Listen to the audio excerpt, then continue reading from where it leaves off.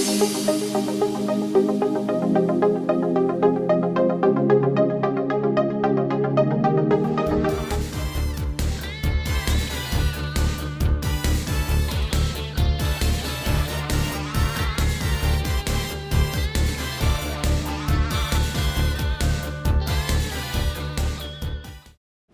to MIT Global Startup Labs Launch Day 2013.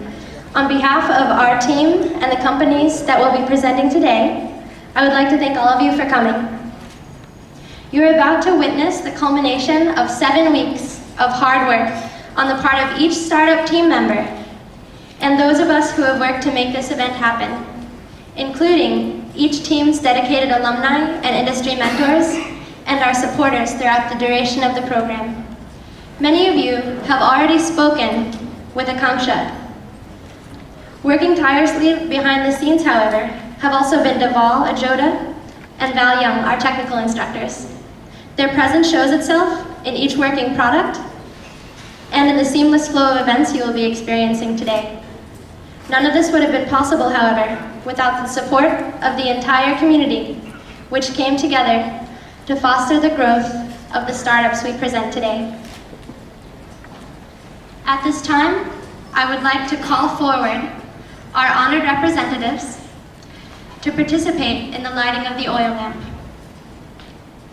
With the lighting of the lamp, we come together to celebrate the launch of 5 new companies, the beginning of 25 new careers in entrepreneurship, and what we believe is only the beginning of Global Startup Lab's impact in growing entrepreneurs here in Sri Lanka.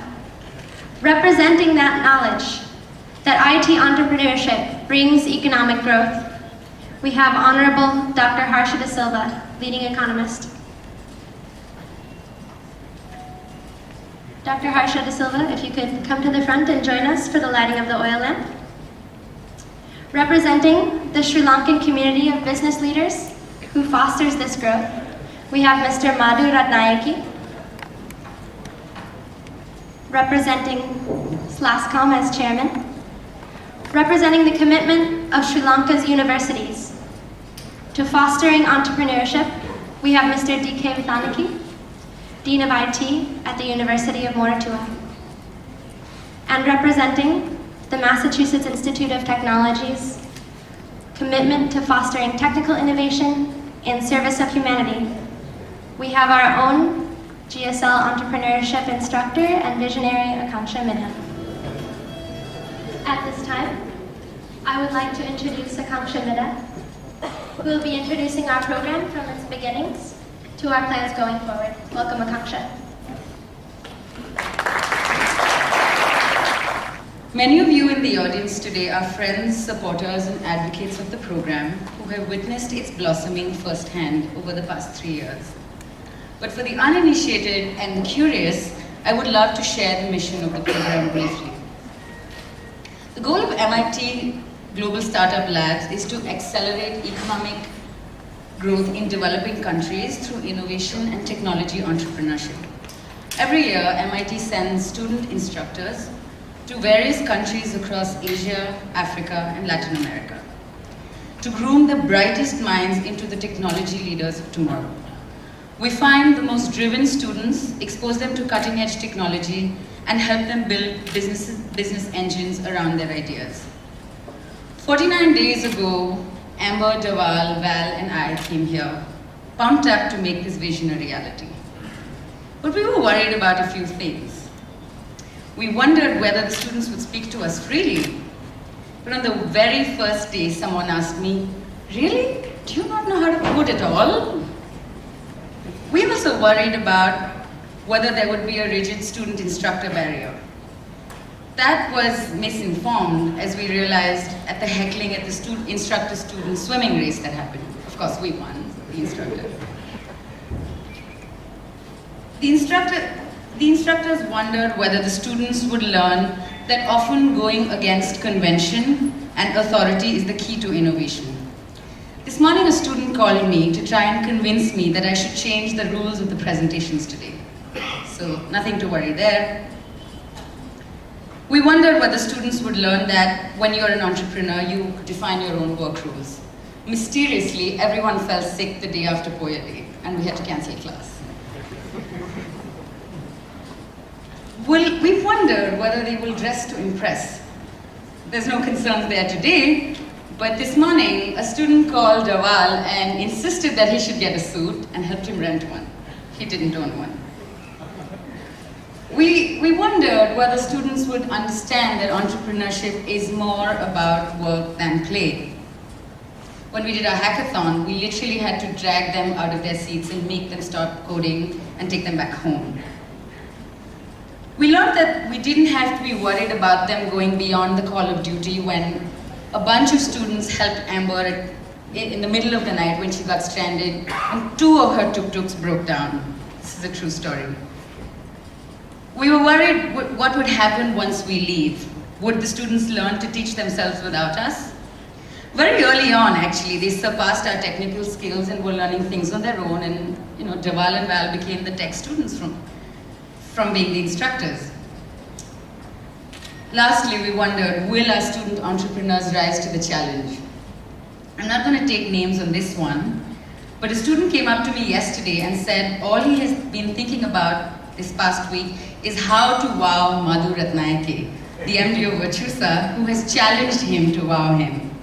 We're a little scared of what this student has planned. So for an intense 7 weeks now, the students have been through training and incubation that has kept them busy for, about 32 hours a day. Their passion, enthusiasm, and single-minded determination is what keeps us motivated, what wakes us up in the morning, and makes us give them the best that we can do for them. Today is the showcase of all this hard work.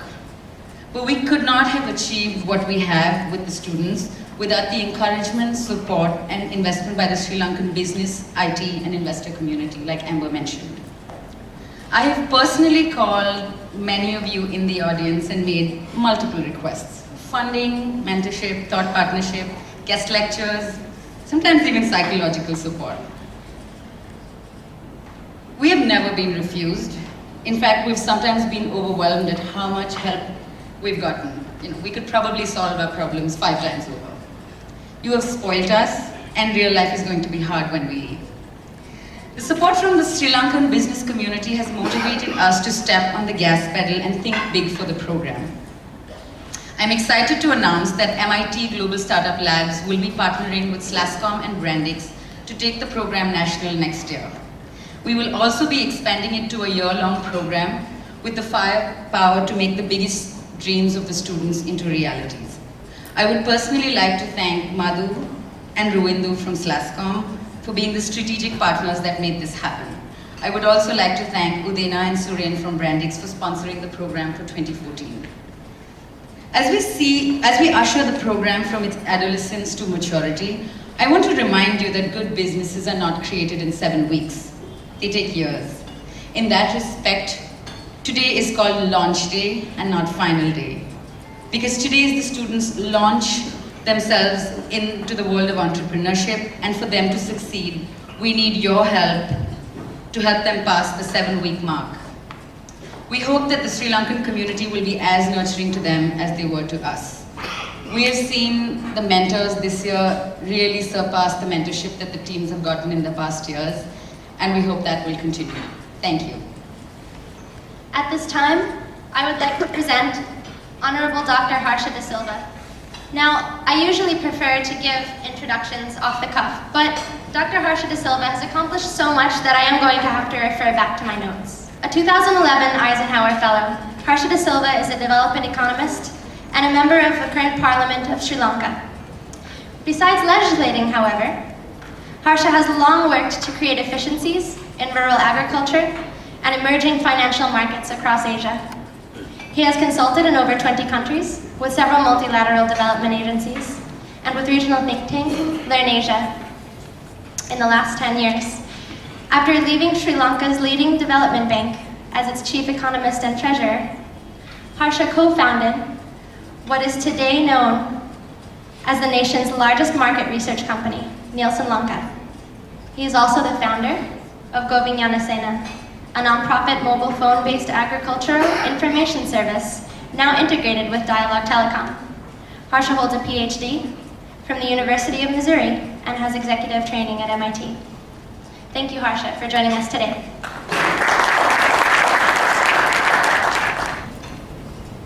I thought I should say something slightly different to what you probably heard over the last 7 weeks. When I was introduced, Amber told you that I was an Eisenhower Fellow. That was 2 years ago. While on my fellowship, I wrote a small piece that went like this. The ravioli lunch with 5 types of mushrooms and the long chat with perhaps the largest buyer of apparel from Sri Lanka was a treat, even though out of my direct line of interest of the fellowship. It was wonderful to hear Martin Trust say that Sri Lanka has some of the most ethical entrepreneurs producing sophisticated garments for the top end of the US market. He said he saw great hope for Sri Lanka. I said, I do too. We need to get a government for that. Martin Trust, as many of you probably know, is a very successful entrepreneur who built one of the largest apparel companies in the world. It was Martin who subsequently was conferred with the honorary title, I didn't know that he was Sri Lanka Ranjana, who put Sri Lanka on the global apparel map, having started joint ventures at least with 2 of Sri Lanka's brightest entrepreneurial adventures. Brandix, which I just heard, is going to support this program. It's great to hear. And also MAS. I don't know how many of you have actually seen this. I have. 10 years ago, Fortune magazine had a piece. It said, Victoria's Secret's best kept secret weapon isn't sex. It is not. Satin or sauciness. Then what is it? Any guesses? Victoria's secret, Sri Lanka. You should Google it. And 2004, sometime, almost 10 years ago. 10 years on, it's no longer a hush-hush, but a proudly announced fact in New York, Paris, London, or wherever you go. Now, why am I saying this? And how does this relate to you? Akansha, who I actually took to Parliament last week, I was not planning on it. I was only going to take her to lunch and she said, can I see Parliament? I said, sure, let's go. It was a sitting day. And she came out in one piece. Dhaval, Amber and Valerie are here from MIT Global Startup Labs to help create, in just 7 quick weeks, like she said, a few tech entrepreneurs from among the brightest students in Sri Lanka. Now, as you certainly should know, the Center of Entrepreneurship at MIT is named after Martin Trust. So at MIT, Martin Trust and creating entrepreneurs is synonymous. Only when I was doing some research in preparation for this evening, I found out that he also sits on the board of Virtusa, which Madhu represents here proudly. So, Akansha's first choice to call Martin Trust to deliver the keynote address here, of course, was certainly her best choice. It was only when he declined, obviously for logistics reasons and other time commitments, and I'm sure after many others couldn't find the time to come here, they asked me, Harsha, would you do this? And I jumped at it. I said, sure, of course. But no, not because I don't have anything else to do. And it's not because you people don't have anything else to do, you are here. It is because all of you who are here and we believe in this program. That's why we are here. I remember sitting in my good friend Saman Amarasinghe's office about 4 years ago. And he was telling me, Harsh, I'm planning on doing something. Will you help me? I said, well, there's very little I can do, but whatever it is, I can try and bring people together and do whatever I can. And a year later, it was called AITI at the time, started the first program, and the second, and now we have the third, and we hear it's going to be bigger and brighter next time around. So I thought I should try in a few minutes link what Martin told me about us Sri Lankan entrepreneurs. You know, here you are trying to figure out a way to make money. What he said, like I mentioned in the start, is that we have the most ethical entrepreneurs in the world. It is certainly a huge compliment coming from him. People don't put ethics and entrepreneurship together usually. It is like the oxymoron. I wonder whether I should say this, but an honest politician. That is called asking and eating, so I won't elaborate on that. But seriously, you're a group of intelligent young men and women eager to make it big. You have set your goals, you have set high goals for yourself. You want to succeed. But in a fiercely competitive and seemingly unfair, and may I add sometimes a corrupt marketplace, how do you win? How will you venture succeed? That's only the end matter. Take any business school textbook and you will find a list of things that you need to do to become a good entrepreneur, successful entrepreneur. I looked at a few. Drive, you have to have the drive, commitment, positive attitude, excellent communication skills, focus, hard work, patience, right? All these things are in these lists. And if they say if you have the right technical skills, perhaps you may succeed. But seldom you find words like honesty, integrity, or being ethical in these top 10 lists. I haven't found. Maybe I didn't look hard enough. But Google's first 10 didn't show up those things. I don't know, perhaps these are things that were expected to be honest and have integrity. But I feel, and possibly many of you do here, that society is unfortunately becoming less honest and less ethical. It almost seems that unless you are dishonest, you cannot succeed. That is a terrible indictment on our society, on both our public and private sectors, and politicians. So society is built up of all of us. You can't clap with one hand. They say, this guy is dishonest, this guy is corrupt. But this guy is corrupt because this guy is making this guy corrupt. So it is always not just, you can't pass the blame to one counter. You have to look at everyone, all in society. So the question is, can you suspend being ethical until you have your startup going? If you do that, perhaps you want to suspend being ethical until you make the first $1 million. And then perhaps you might say, I want to suspend being ethical until I make my first 10 million. That may go to 100 million and it will not stop. A chap called Jeffrey Sigler wrote a book called Good, the Bad and Your Business. There's a thing called True Lies.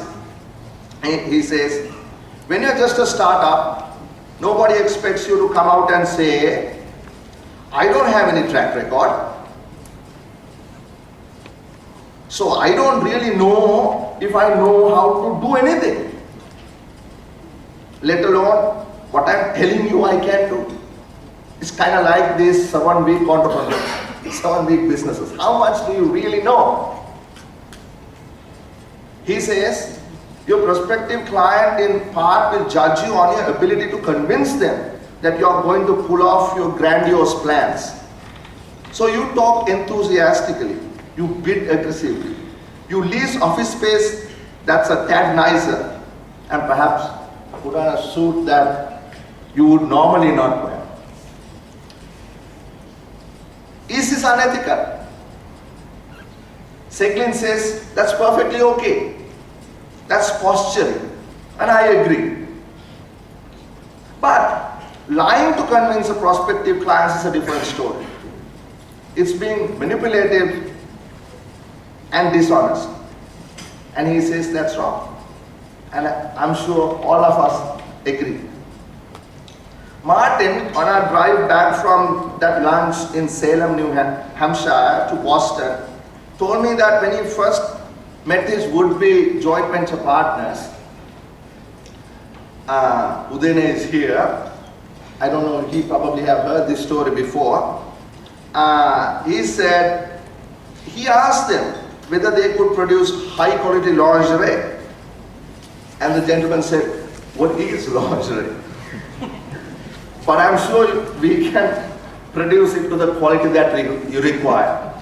So that was the posturing, that was the honest posturing that his joint venture partners made that day.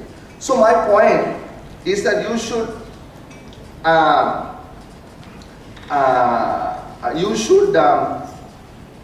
be ethical and add being ethical to the list of things that you need to do to succeed. In fact, you should make it an absolute priority, because being recognized as an ethical entrepreneur will have a major long-term benefit.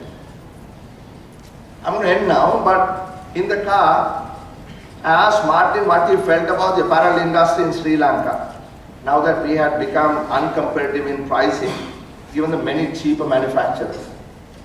He told me his strong relationships were built on trust, and dollars and cents weren't everything.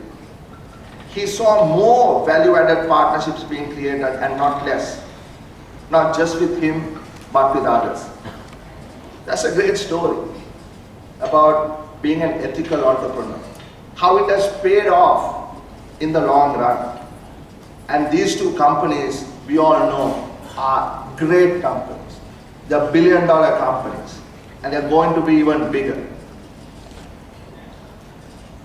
So my advice is, yes, you need to win, but do it right, because not only will it be sustainable, but it will give you inner peace. You can sleep at night.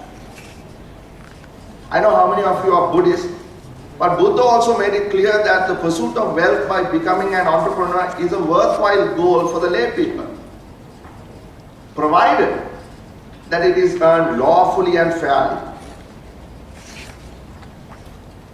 and it is shared with others. He said, if its limits are understood, wealth can be a source of considerable happiness. I'm sure other religions too have similar sentiments.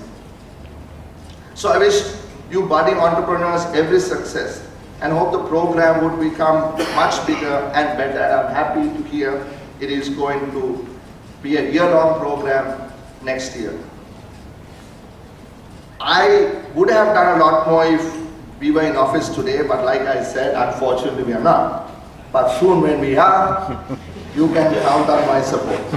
Thank you very much.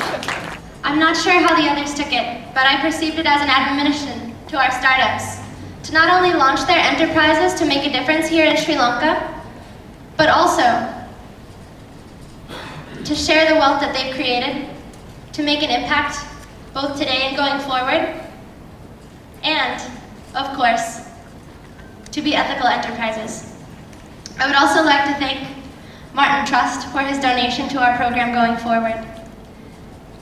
At this time, if I could have our judges come to the front. Each team will be presenting their company and product for exactly 5 minutes, followed by 10 minutes of Q&A by the judging panel. Timing will be strictly moderated by our technical instructor, Val Young.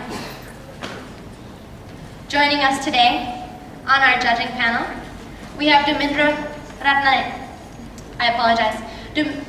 Ratnayaka, Chief Executive Officer at Etisalat, who has been a long-time supporter of our program, both in terms of today's launch day event, one of our co-sponsors, and in facilitating technical training throughout our program. Joining us also, we have Anthony Rodrigo, Group Chief Information Officer at Dialogue Axiata PLC, who not only co-sponsored today's event, but also served as a judge last year. Thank you. From Mobitel, we have Prabhat Gamati, General Manager of Product Development and Customer Solutions, who has facilitated co-sponsorship of our program on Mobitel's side, I believe for the past 3 years. Thank you. Joining us also, we have Rohan Jayavira, Sri Lanka Google Country Consultant for Google Asia Pacific. He's been a tremendous supporter of our program, long-standing mentor last year, and sponsor of our hackathon. We also have joining us Pradeep Balasubramaniam, founding partner at Lankan Angel Network, and managing director of Blue Ocean Ventures. He's been instrumental in creating the startup ecosystem by forming the Venture Engine, which he kindly invited our entrepreneurs to attend. We also have with us today Kasturi Wilson, managing director at Hemas Holdings, who is both a longtime program supporter and last year mentor. Nisanka Virasekara, partner at Oreos Capital, who has given invaluable advice to our students and served also as a judge at our recent critique day. And last but not least, Udena Wickramasuriya, board member of Brandix, whom we would like to thank not only for serving as a judge today, but also helping to facilitate sponsorship of our program by Brandix in the coming year. At this time, I would like to introduce Team Aquavision with their product VMart. Aquavision has worked throughout the program under the kind mentorship of Arj Vignaraja, Senior Advisor at Stax, Chandika Jayasundara, CEO and founder of Synergix, and alumni mentor, Taraka Vijayandra. Welcome. A very good evening to all of you. Let me start with a story about Prashasti. Prashasti is a very creative guy and he makes really cool accessories. So last year, he started his own business and it is called Accessory 4. Since then, how he does the business is, he uploads his products to the Facebook, images to the Facebook, and people want to buy those, how to contact him. But over the time, when his business is growing, he realized that it is not enough. It limits him from creating a successful business for his life. So he wanted a proper mechanism to accept orders, to receive payments, and to maintain his stores. Because at the moment, he can't go for a real physical store. It takes high cost and high risk. So for him, the best option is setting up an online shop. But again, he doesn't know how to, because e-commerce site, setting up e-commerce site with all the payment options, all the facilities is not an easy task. It requires lots of money, lots of time, lots of resources and knowledge. So now, he's clueless. Believe me, not only Prashasti have this problem. Hundreds of similar stories happening around Sri Lanka. Some people, most of the people in Sri Lanka have idea of selling, but they're not even trying to because there is no one to help you. Some even have built the products. Maybe they are just doing it for fun, but they're not thinking to make it as a successful business because there is nobody to help them. And there are people who are with real businesses, like Prashasti and like Rehana, the girl behind Pretty Metal. These people want to expand their business. They want to make it more sustainable, but there is no one to help them. So what if we can provide a solution for all these people to come online and set up the online shop within 10 to 15 minutes? Do you think it is impossible? No way. Because VMart makes it a reality. What is VMart? For sellers, it is a platform to come online and set up their business. For buyers, it's a doorway to meet hundreds of sellers. So if you're a seller, what you have to do is very simple. Just follow 3 simple steps. First, you have to sign up, then customize your profile, then you have to upload your items. You are ready to go online. It is that simple. easy and fast. Just look what you're going to have at the end.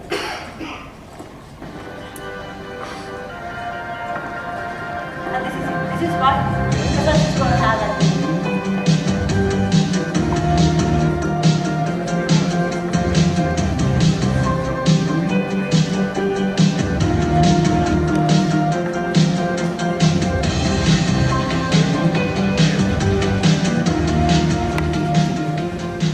Now don't think, V-Mart is not just an online store. It's not just a website.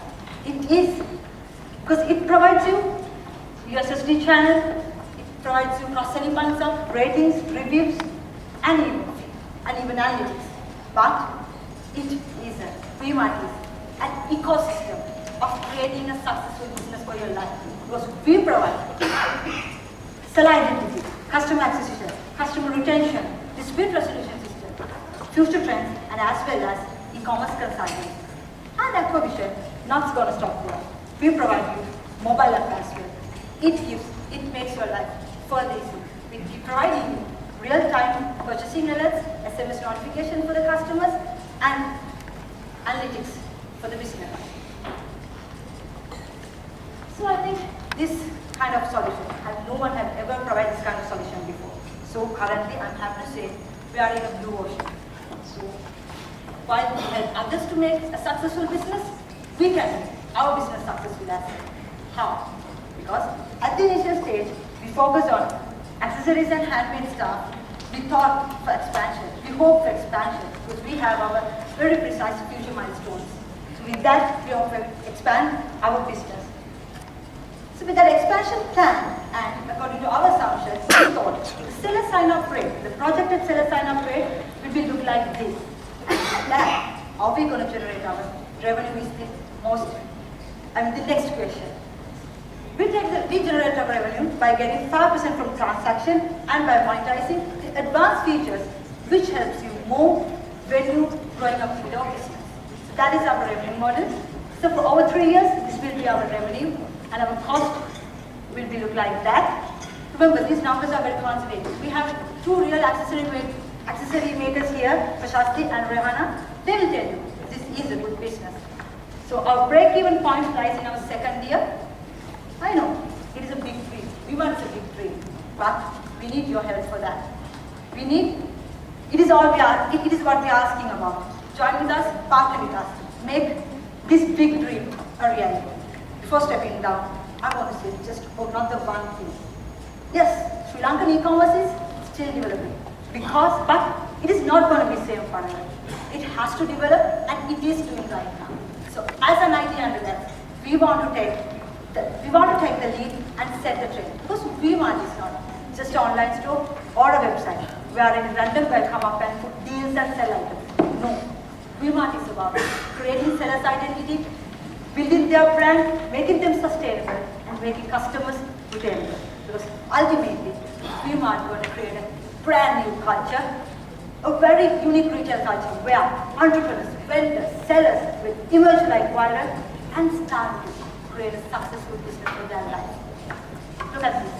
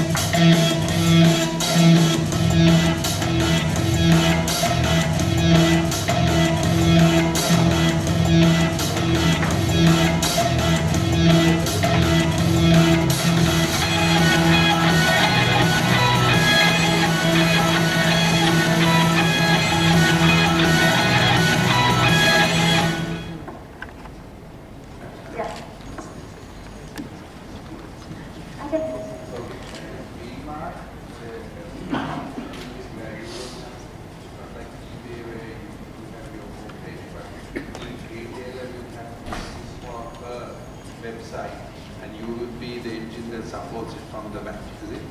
It's not only that. we are providing that because there are some solutions which provide that. We are not just creating a website for them. We are creating, once they can have a store, their own customized profile in our platform, and there is a VMart landing page. So with that VMart landing page, the buyers can come to we provide them traffic, buyers can come to their profiles. If any buyer wants to go to their direct, there is a URL. They can go to even to the direct site as well. This is not just only providing a website. We are providing them. It is like, as I said. So you will have your own home page, which sort of directs customers to the retailers, as well as the retailers can have their own home page. Because all the top-rated items and top-rated sellers will be promoted in our landing page, but they have their own. They have their own. Their thing. They can brand it like they do. 5% of transactions. Yeah. Is that too much? It's not too much because we have thought about it. Because we are not we only when they earn when we get them. I mean, we let them earn, and that's how we go. 5% is because we are not taking any monthly subscription or not any other thing, but we are providing them so much value. We providing them marketing, customer acquisition, retention, dispute resolution system, all those things within 5% is, probably is a decent number. It would obviously depend on the product, right? So, because certain products will have lower margins and certain will have higher. So, yeah. So we will be flexible in terms of percentage. As you can move back to the slide, we have our future milestones, like how we're gonna expand our seller categories. Because at this moment, it's basically like accessories and handmade stuff, and then we go to gift items, and then food, and at last it will be electronics. When it comes to electronics, the one transaction, the average order value is very high. Because in the accessories, average order value is rising $15 to $25. So we are getting, we thought then we will shifting our, changing our percentage, but at the moment it will be like 5%. Okay. I do understand how you differentiate the similar providers, like the Shopify, for example.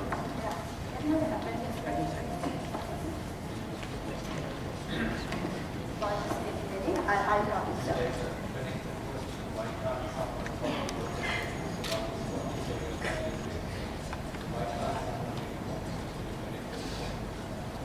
What Shopify is providing is,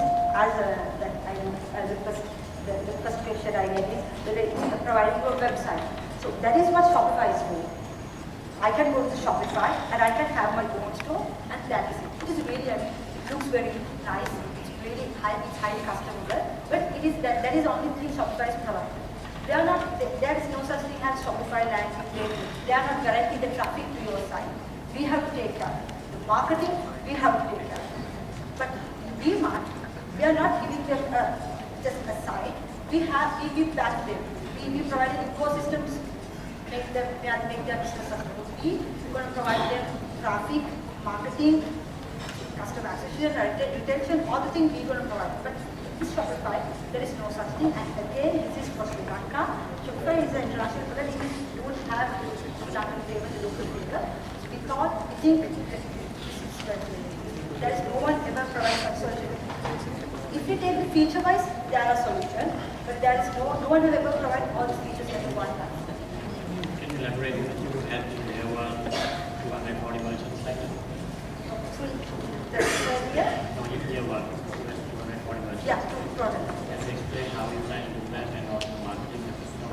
Yeah. Actually, at the moment, the 7 have confirmed. They have been absolutely at the moment 7 have confirmed. So how we gonna reach 240 is first we focus on about getting 25 sellers, and these sellers are active people. Like people like Prashasti, people like Rehana, who is doing this business at the moment. So first we talk, first 2 months, we focus on getting 25 sellers to our platform. Already we have 7 confirmed at this moment. So with that, each is 25. With this 25, they have their own customer base. So when they are connecting with us, the customer base will be connecting with us. So it's like a group product. It's like referral marketing. First, at the very first stage it will be mostly direct marketing and referral marketing we are focusing on, and social media marketing for the buyers. I mean, we have to provide traffic and all the things. At the moment, our Facebook page, like, there's more than 1,000 Facebook likes. So we think that is how we're going to create 24 sellers. First, there will be 2 to 5 very prestige sellers, like people who are active with their business, and their customer base will be on our platform as well. So like that, there is a Groupon effect. We can make it keep and fit. This is only for, and at the moment we have found that in Facebook, the people who are selling on Facebook accessories and handicrafts is at 45. Only 2 weeks, we found 45 Facebook pages who are selling accessories and only accessories and handmade stuff like cards and likewise. So between 2 weeks, we found like 45. So hopefully we can move. Payment mechanism is credit card, is it? Yeah. You already Already integrated we it? have, we've confirmed from that. That is easy cash. Yeah. So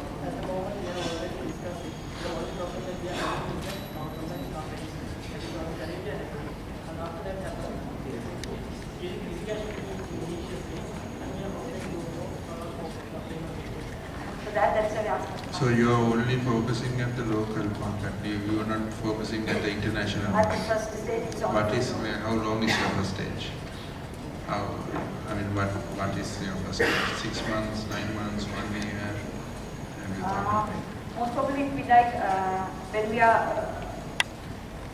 it's like, first, I don't know, we have never talked with things. Can I see your financial model?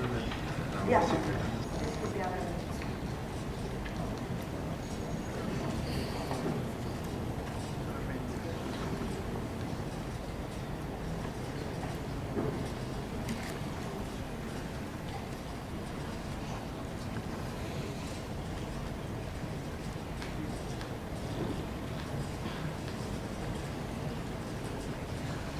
Alright, so we'll go ahead and leave that up while our judging panel takes some time to think. Thank you very much. So don't worry too much, Team VHEX Technologies.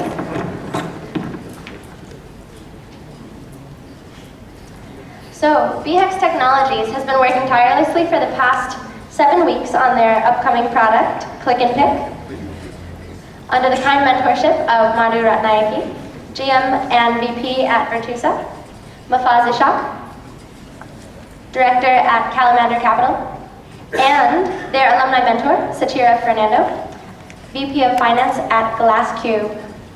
Thank you, mentors, for joining us today to see the launch of Click and Pick.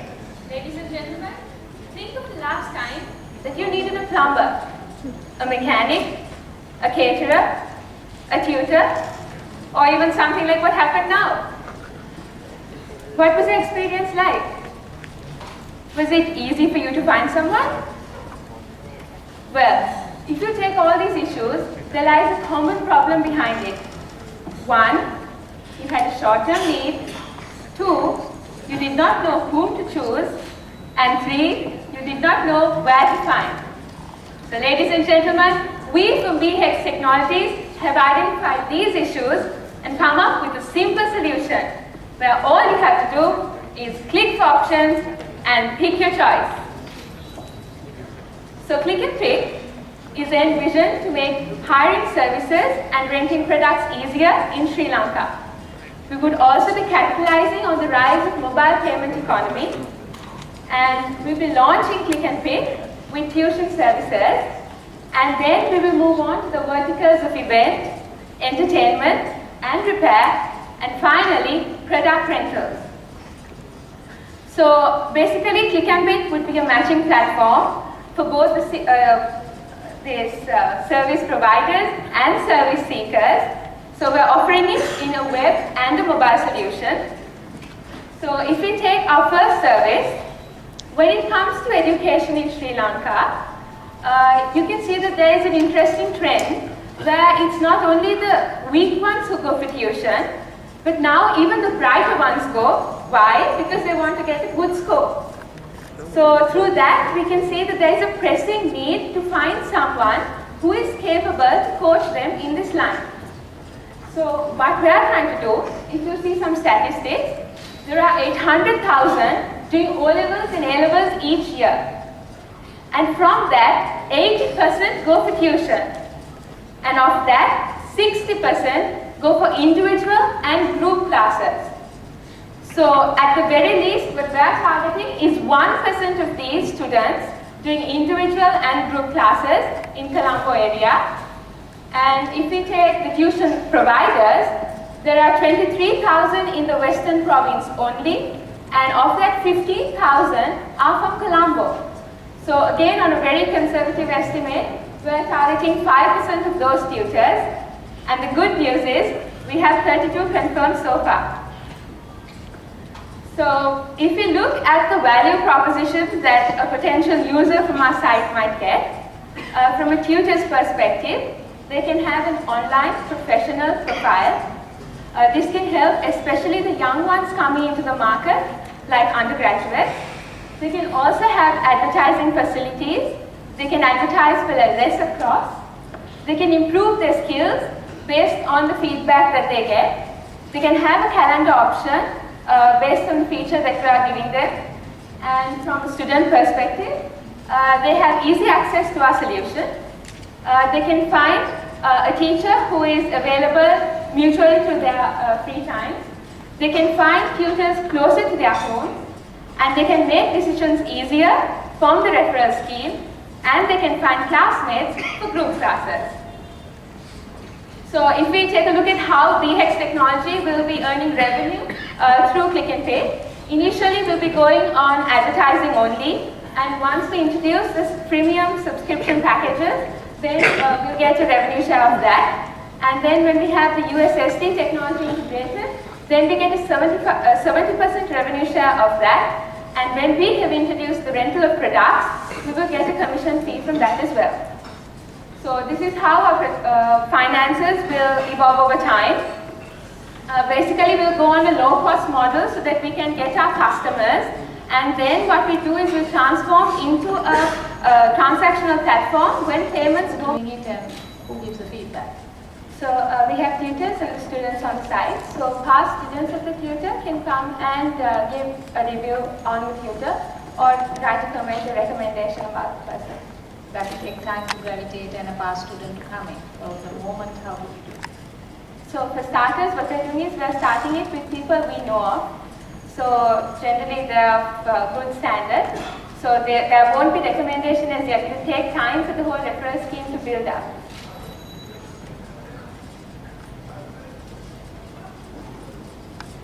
There's no such platform in the market. No, there are other tuition matching platforms, but they don't have the referral scheme. Can you explain the referral scheme? So basically, it is something similar to the LinkedIn platform where you can have, there'll be endorsements as well. So students can come and endorse the tutor for their skills. And alternatively, they can come and write comments, like whether they had a good experience, how good the teacher was, etc. And they can rate the teacher on like a 5-star, 4-star basis.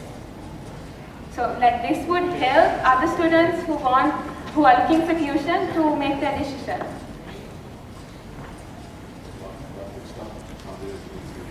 I mean, you said there are 3 people in the competition, right? Yes. From Phoenix, so they also could copy the same thing, the reference system. Yes. So yeah. Barriers to entry, in terms of if somebody wants to product, what would be your barriers?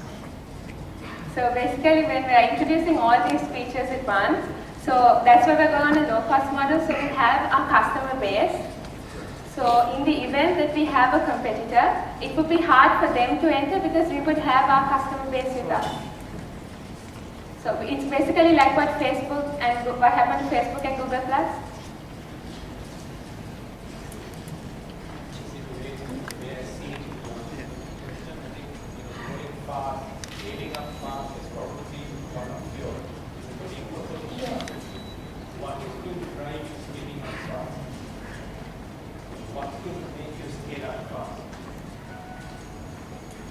So there is a pressing need for tuition services. So we'll have to go out there, we have to market it.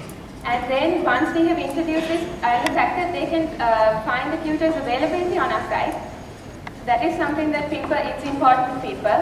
And they can also find tutors who are closer to their homes. So that is something that people would like to have, because if you go, if you take a paper advertisement or something, you can't filter all that data. So this will filter everything, and it's just a matter of choice after that. Do you have any statistics on how these other services are being used? Have you studied these other companies that were providing this service, and do you have any statistics of how they are being used today by students and teachers? If we take private tuition LK, if I'm not mistaken, it is not that much functional. If you see, they have even a few fake profiles. So that way, that's not functional. If that's so, the only the functional thing is FAT. What is preventing people putting fake profiles into your site as well as giving fake referrals? At the point of registration, we have something similar to like a CV, so they need to enter all their details in that. Yeah, my question was how can you make sure the data of the CV is authentic and not fake? And the referrals people give is authentic and not fake. Yeah, and referrals as well, not being fake, because your USP, if I recall your slide, your USP is the referral system. So if that is your unique selling point, you have to make sure that it's tight and there's no way of somebody manipulating it. Actually, for the business startup, we go with tutors because we know that since we are all in the university, we know a lot of friends, a lot of undergraduates who are doing tuition services, so we can easily access them and get their data. For the initial moment, we know that we only get trust people, for the platform, and when it goes with the time to time, so we thought of having a kind of a regional representative for each district, so some responsibility with that as well, because if some bad complaint or bad comments comes under that regional representative, then we also have to take the responsibility as well.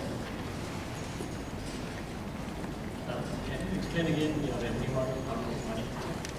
Yes, so basically we'll be starting off with only advertising, the revenue from advertising, and after 6 months we'll have our subscription packages priced at 500 and 700 available.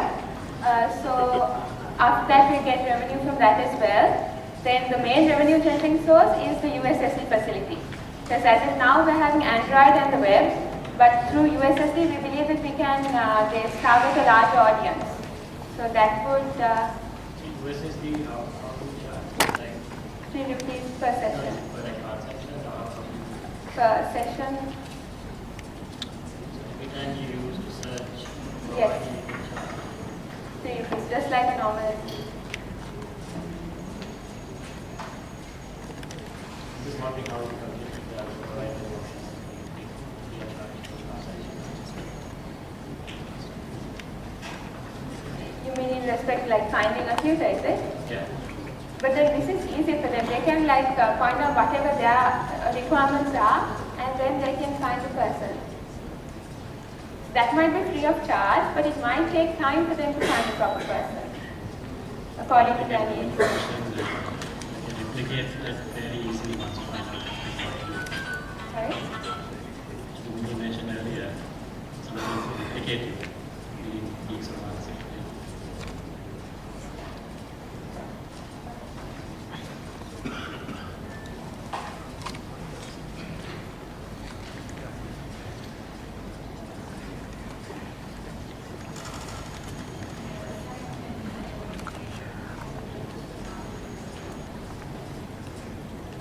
For the advertising. Your revenue is only going to be on advertising. Yeah. What is your plan on how to go to market on that? Like already since we made appearance in the market as well, what we'll do is for the starters, we will target those related to educational services, like maybe these large bookstores and etc. And then from then, when we know that there is a considerable amount of people coming on the platform, then the teachers can also move into advertising.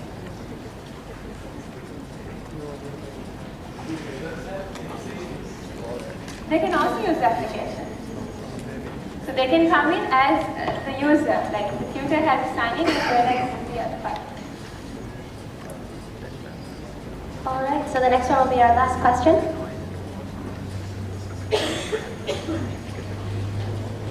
Unless we're all set, thank you very much.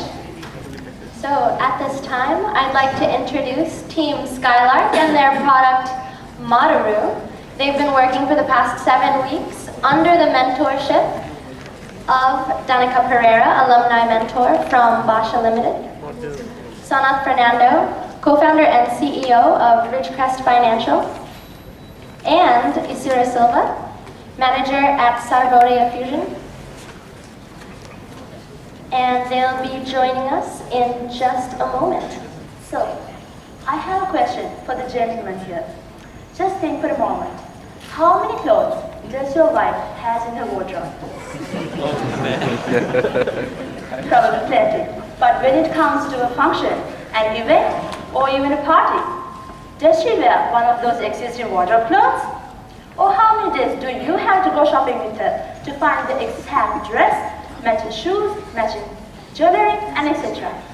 And ladies, I'm not going to ask this from you because I know that you have experience in this.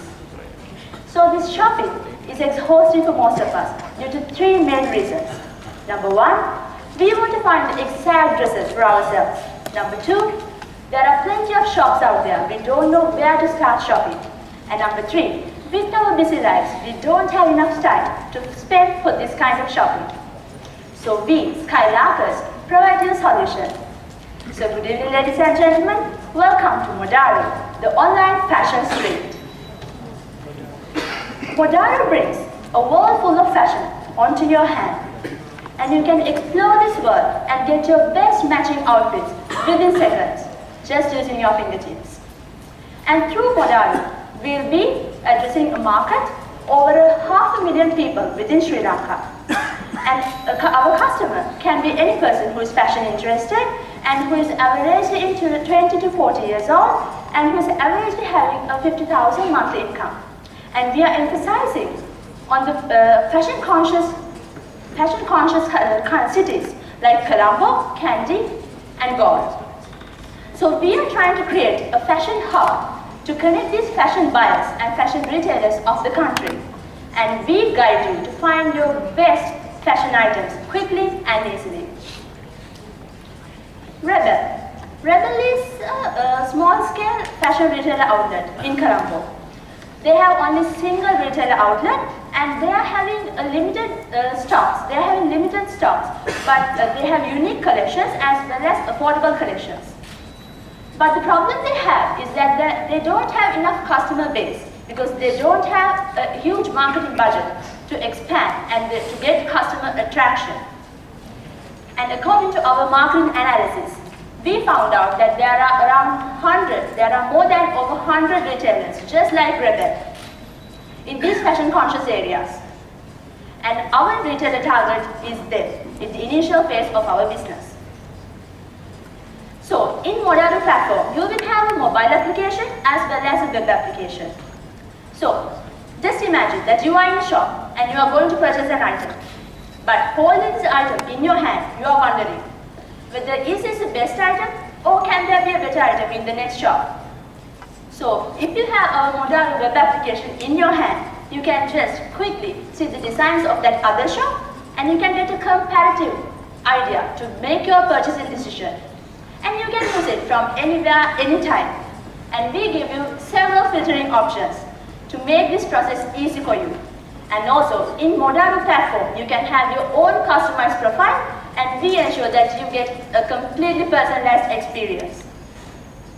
So some of you might be thinking that we are only providing information related to fashion. But no, we are adding a value. We are adding value to our customers' shopping experience. If you're interested in a particular item and you want to purchase it online, then then we are providing you the online purchasing facility, and there are some people who are not going for online purchasing, but they are interested in the items. For them, we are giving the online reservation feature, where you can pay a small portion of the price and reserve that item for a particular period of time. And also, we are giving you vouchers, online vouchers free, and using them you can get amazing discounts from your retailers. And also, a special thing is that you can compare and match various outfits in our platform online, and all these features in one platform for the first time in Sri Lanka. So, did you know that an average retailer has to spend more than 75,000 Sri Lankan rupees per month if they are using all these existing advertising mechanisms? But we provide Modaro for a very small amount, and we promise even better benefits for them. And for the retailer, our platform is an advertising platform where they can get more customers attracted to their products and their stores. We are giving them free analytics based on user behavior, user likes, and ratings. They can increase their revenue through online transactions, and also they can use our system as an inventory system to manage their inventories. And the good news is that we already have 8 fashion retailers in Colombo area partnered with us in Modaro platform. And we are currently in talks with more than 10 other retailers as well. So our revenue will be generated basically in the initial phase from the web advertisements in our platform, and next we will be introducing the subscription packages to the retailers. And next we will be implementing the product reservation feature, and along with that we will be implementing the online purchasing as well. So in our marketing strategy, we are focusing on online marketing such as Facebook campaigns, email campaigns, putting on advertisements in popular websites and online newspapers, and many other options as well. And also we are focusing on offline marketing mechanisms like giving out brochures in different places. So we will be placing our mobile application in Google Play, where you can download it, and we will be promoting that application through Google AdWords and AdMobs. So this is how our online our financial projections will vary over a 5-year period of time. So this is how our revenue, cost, and profit will increase over the years. We will be releasing our both applications, mobile and web, by the end of this month officially. And we have some technical milestones as well as business milestones to achieve in the coming years. So some of them will be to increase our customer base, to expand our retailer base from 8 to 35 in the next 3 years. And also, we will be focusing on releasing our iPhone application as well as the Windows applications very soon. And we will be focusing on introducing USSD-based message alert system to make all the phone users aware of the fashion world. So finally, ladies and gentlemen, a new street is uncovered for fashion. So the next time when you go shopping, make sure to use Modaro and experience the exclusiveness and the uniqueness of it. Thank you very much. Actually, sir, they are taking photos of these items, and because most of them have their own Facebook pages by now. So they are uploading the images to the Facebook. So they are willing to send those photos to us, and we will be uploading it to our system. So actually, most of these retailers currently don't have inventories. They use Excel sheets for their inventories. So we provide this solution. They can do things in Excel sheets, like they can enter all the stocks in Excel sheets, and they can upload into our system. Then all those items will be displayed in our web application as well as mobile application. So our solution will be an online inventory system for them. This is your solution is to customers who already have small retail shops, right? Yes. So they would have customers buying there as well as online. How are you going to marry the two inventory systems? And you're not talking about big retailers, you're talking about small retailers who would have minimum inventory in stock. So there would be somebody online who would want it, and there would be somebody else who would have picked it up. Second question is, how do you manage the supply chain? You order, have you thought who takes the ownership of delivering the, not like the wife wanting to go for a party? Does the husband go and pick it up or?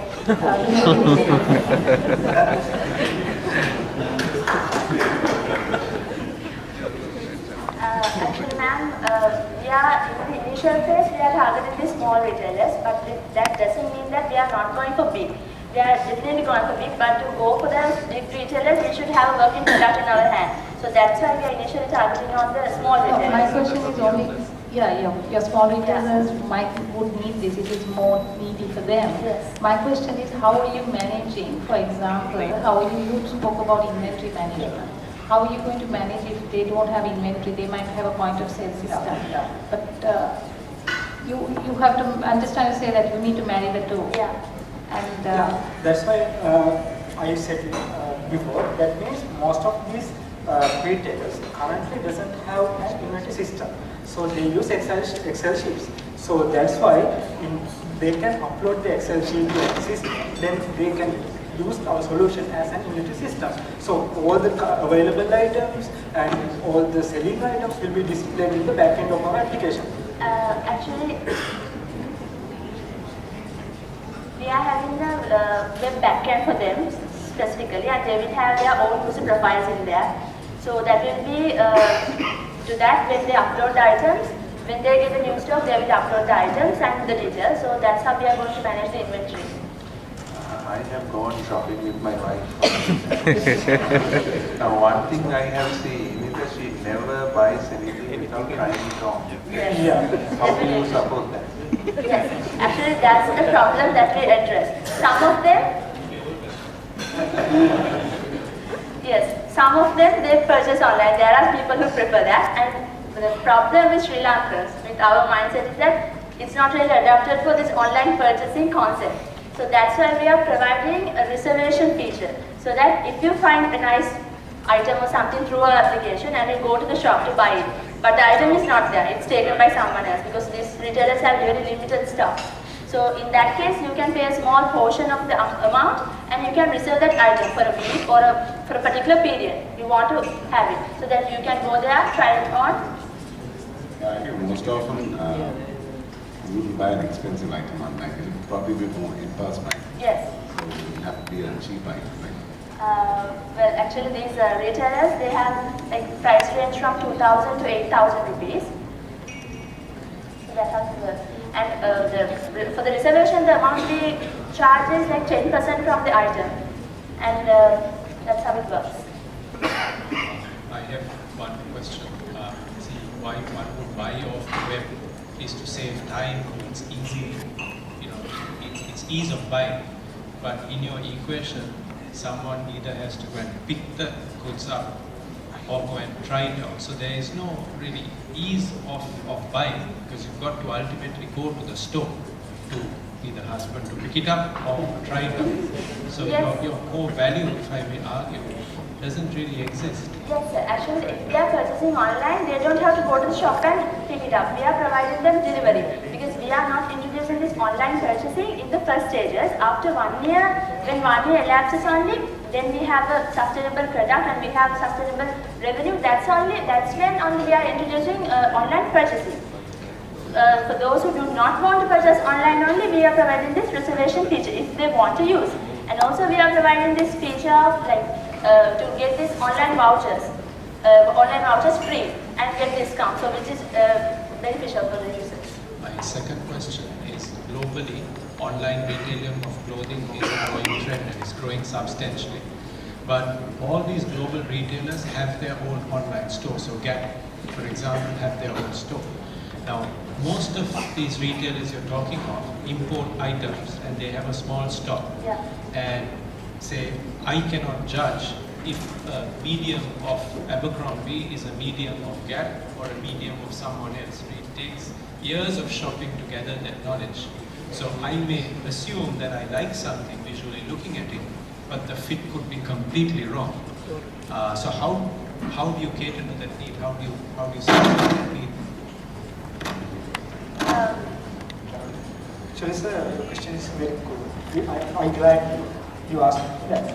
as you said, these retailers import items from the US countries or European or Singapore, something like that. So they know the exact sizes, UK sizes or US sizes. So they put those details in our application or their Facebook fan page. That's how they do. So if you go one day, then you will probably know what your size is going to do. And we are hoping to give these sizes, these dimensions and all the lengths are here in the application. So someone want to clarify that, we are giving more additional details about the sizing. You mean what is this UK 16? So he clicked the link and then you will show a pop-up and say all the details regarding UK 16 size. That's how it's going to work. Yes, and also we have this personalized profiles for you so that you can enter your details and your preferences and all that stuff so that we provide you what you want to see. Really love to see the application. Quickly, how is your revenue model work? How do you charge a percentage of the transaction? Actually, sir, in the initial phase, it's only through web advertisements. So we have like different charging amounts for the different web advertisements, banners, and others.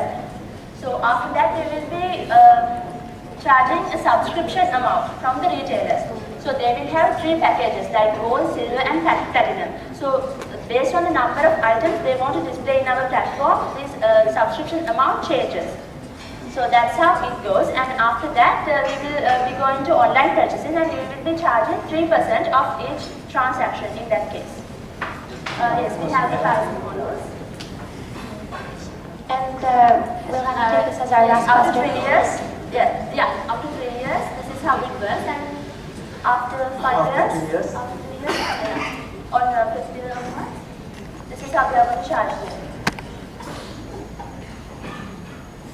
Thank you very much. I would encourage the judging panel to ask a lot of questions that they may still be having at our upcoming demo.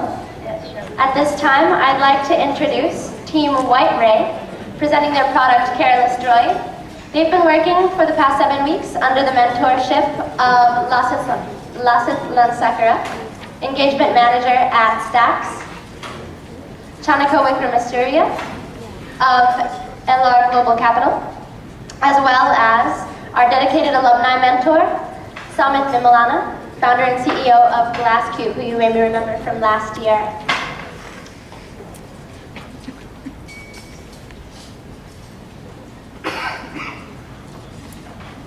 It's been amazing to see their progress over the course of the past 7 weeks. I especially encourage you to see both this demo and Moderoos after the presentations are finished. Welcome to team. Thank you, Albert. Ladies and gentlemen, let me ask you a question. Where do you usually keep your phone? In your handbag? In your pocket? Just check and see whether it's safe there. Okay, now for a moment, imagine that you don't have your phone there. So what would you do? The first thing that you would do is ring your phone. But what if it was on silent? And then suddenly you remember that you have an important client call to make, but you can't remember his or the contact number.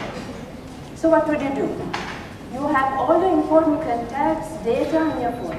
So you decide to go to the police. So you go to the police to lodge the complaint. First question, policeman would ask, sir, what is your IME number? You think, okay, what is my IME number? I can't remember it. Have you come across this situation? If you have, you are not alone. $7 million worth of phones are lost each day around the globe. Good evening, ladies and gentlemen. We at White Ray have a solution for this. Our vision is to enhance communities around us through innovative IT solutions. And the first thing that we are addressing is misplacing phone. So we met with the police and they said that in past few years, there's an increasing trend of losing phones. And for your knowledge, 8,000 complaints are lodged each year only in Colombo. We tried to dig deeper. We did a market research, and it seems that most of the people, they don't use anti-theft software, but they really need it. So we have an Android solution for the careless folks over there. It's Careless Droid. This Droid in safe hands. So how do we do this? It's just a matter of sending an authenticated SMS. Send an authenticated SMS command to your misplaced phone and get these things done. Now you can remotely change your silent profile to general.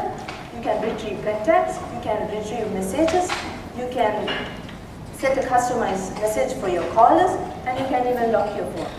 So lose your phone, you can retrieve your IME number, which is very important, in just 50 seconds. And you can perform all this functionality using just one SMS command. So how are we unique? This is a global issue. So we have certain apps addressing the issue of lost phone. But we provide a solution for misplaced phone, which is actually the root cause for losing the phone. And the product is customized for Sri Lanka. And the main point is, you don't need internet connection, you don't need Wi-Fi. It's just a matter of sending an SMS. Let's talk business. So I'll be talking about our business strategies, both local and global, marketing and finance. Thinking locally first. 30% of smartphone growth in Sri Lanka, and 50% of them are Android. And by 2015, there will be 0.8 to 1 million Android users in Sri Lanka. So that is a huge market. Going global, 500 million Android users in the world, and 60.6 Android phone users all over the world.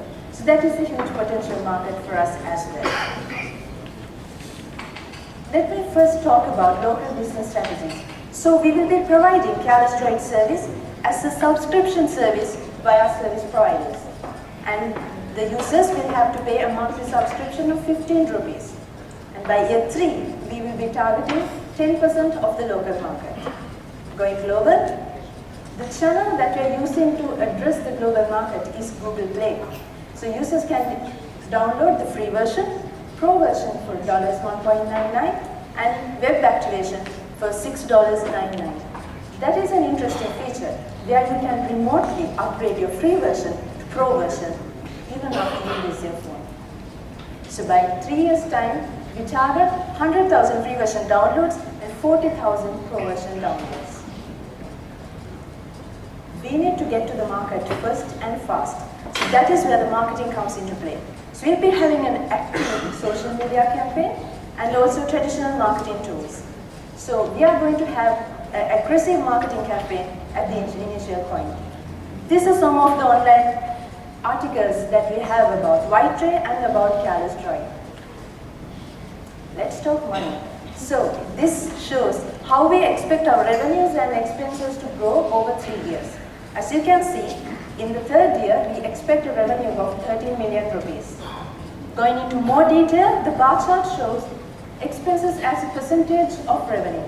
And as you can see, the most percentage is for marketing, because we need to create our brand, we need to build our customer base. The pie chart shows the key drivers of our revenue generation. So that is an insight for our financials. The good news is, Careless Droid is already on Google Play, and within 1.5 days, we have over 25 downloads with impressive user reviews and 5-star rating. Moving ahead, our milestones. So we'll be launching versions of Careless Droid through till 2015, and also we'll be releasing products each year. So what is the driving force behind all this? It's the team, 6 passionate girls with one mission. So it is not just an app that we are presenting in front of you, it's our passion and dream. Last but not the least, on behalf of Whitetray, I would like to thank all our mentors and instructors for the tremendous support that you have given us so far. Thank you for that.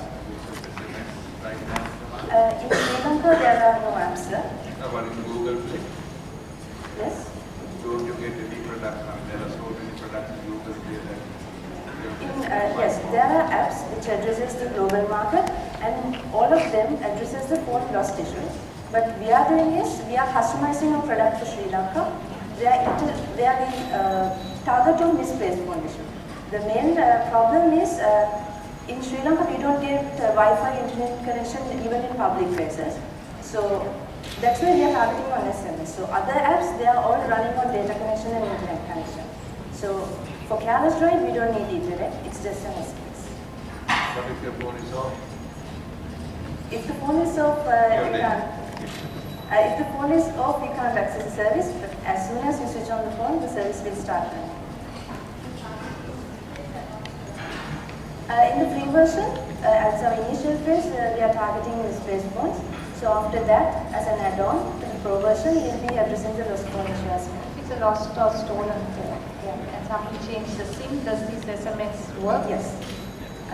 If someone changes the SIM, so you will get a notification message from that SIM number to some of your friends. So initially when you set up the application, you can specify 2 numbers. So in case of emergency, you can get the notification to these numbers. So if someone changes your SIM, that notification SMS will be sent to those specified friends or family users. Without the user knowing. Sorry? Without the person who took the phone, he wouldn't know. He wouldn't know. Yes. A free version targets about the misplaced phone, and the Pro version targets on the lost phone issue. That means the features are different.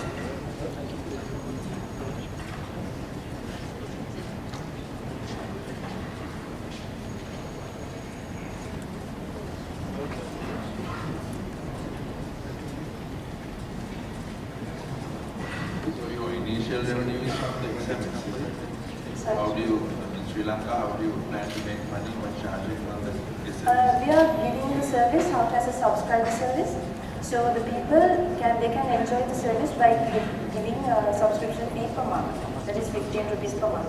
So you are going to have agreements with the 5 operators here so that they will charge it on the customer and give you the revenue, is it? Yes, for subscription.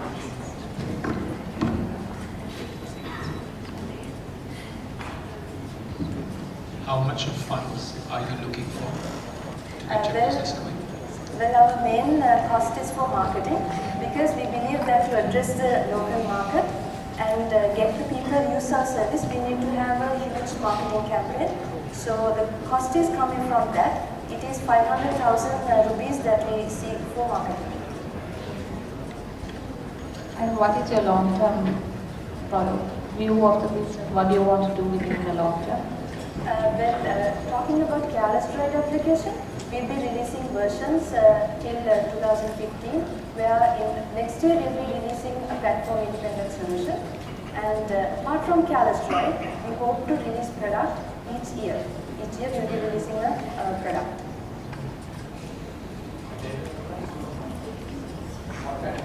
Yes, our long-term vision is to enhance communities around us. So this is just the initial point.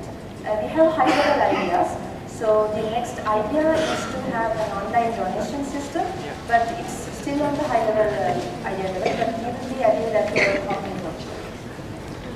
I don't know whether you answered this question, but when do you plan to go global? Actually, right now we can, because we have already put the application, the CashRide app on Google Play. Yeah, but are you having, you know Google Play with the revenue to Sri Lankan companies, right? Yes, we have an account in one of our friends, uncles, they have an account, so we can transfer. Because PayPal is not supported in Sri Lanka, but I heard in September we will be having PayPal in Sri Lanka. So have you had any global buyers yet, or is it still the only free version that's there? You only have the free version now? Right now we have only the free version. Version. Yes, but soon we'll be releasing. What's the difference that you will have in the free and the pro? Free version has features addressing to find a misplaced phone, and Pro version has features to address the lost phone issue, like some advanced features.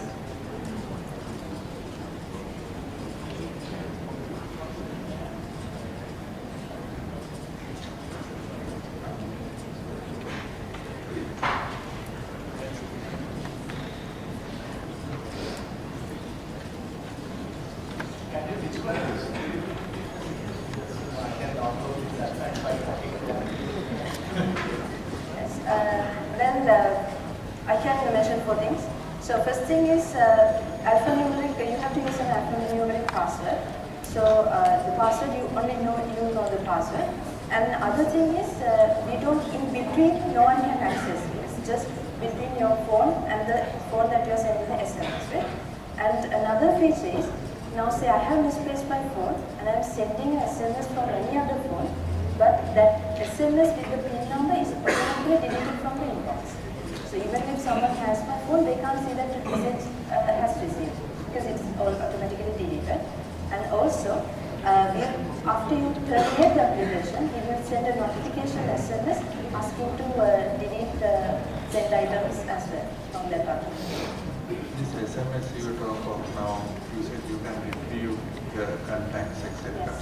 Is it on individual basis or the whole database? On individual basis, there are certain commands. So if I take your example when you introduce your presentation, if you don't remember the person's name and don't remember the contact number, however you retrieve the the command is you have to type contact and the person's name. So that's the thing, if I don't remember the name, as you said, if you don't remember the name, then how do you retrieve the number? Then you have to remember the name. So I think our next question will have to be our last one, unless we're all set. Well, in the provision there is a feature to sync your contacts with Gmail. So from that also you can. Yeah. Only the first name will be email. So anyway, you should know the first name of your partner.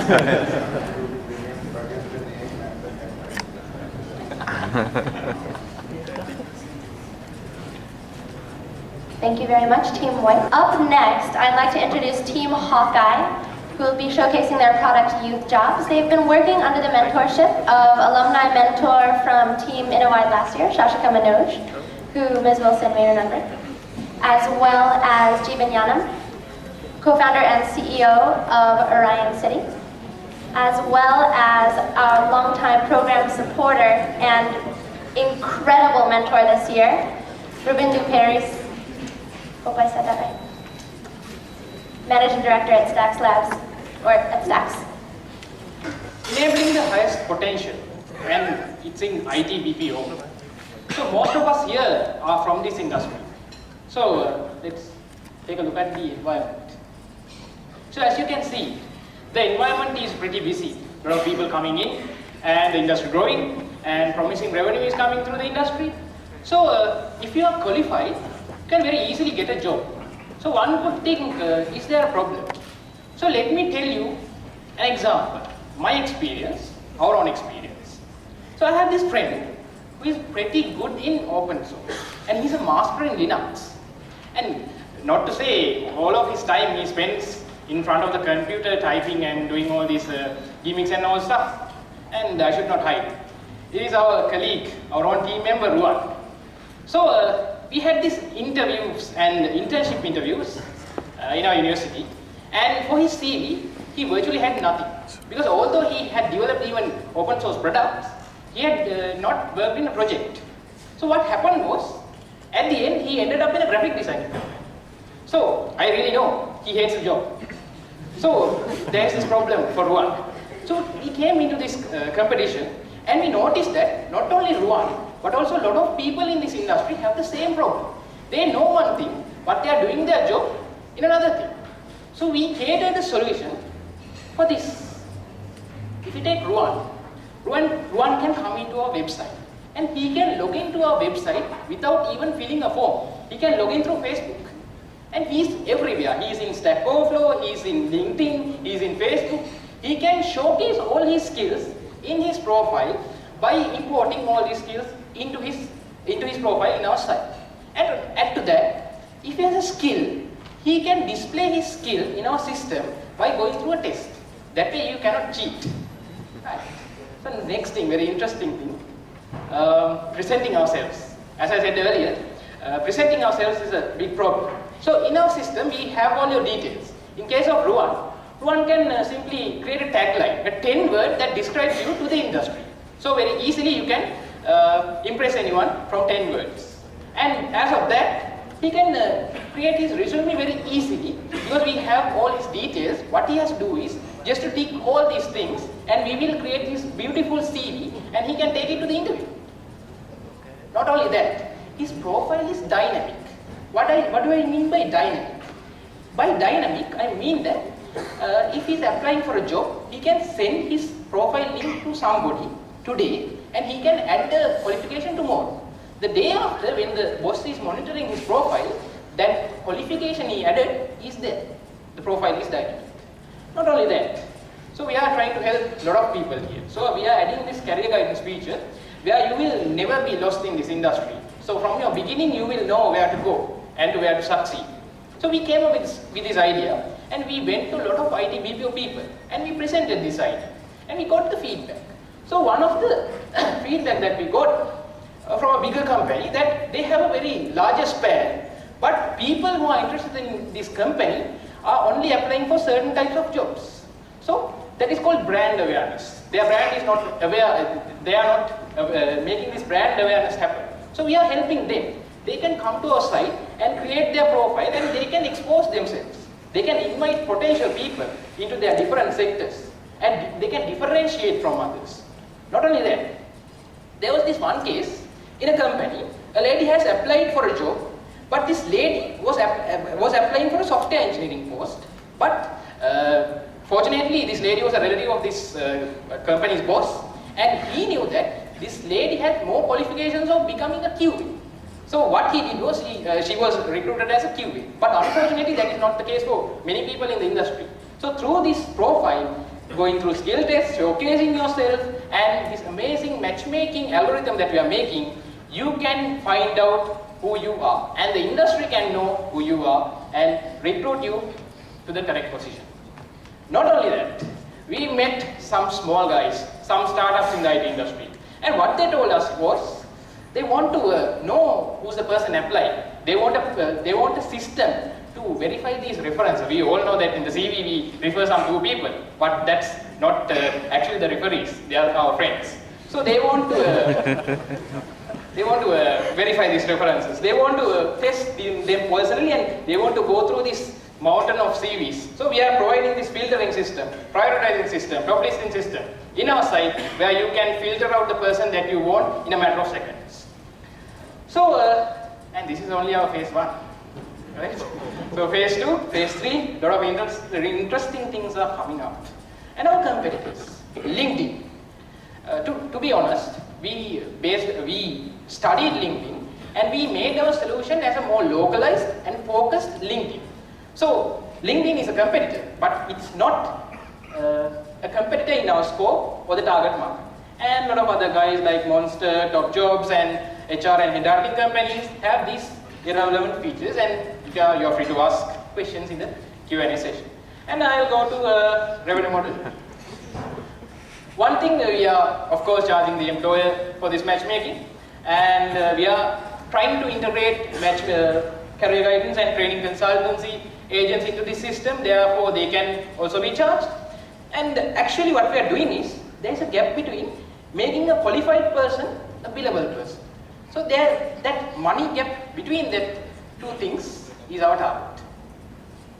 Right, so hopefully according to our financial projections, which are very conservative and are in a very primitive model, we hope to break even at around 2 or 3 years. And I said about we presented to the industry and got the feedback. So why not we look at the feedback that we got? The point that we have in our recruitment process is that the candidates that we like to attract are not fully aware of the opportunity that they have within the vertical organization. In my opinion, it is important to have good quality CVs. If your system helps potential job seekers to write good quality CVs, that will be beneficial to both job seekers and also to employers.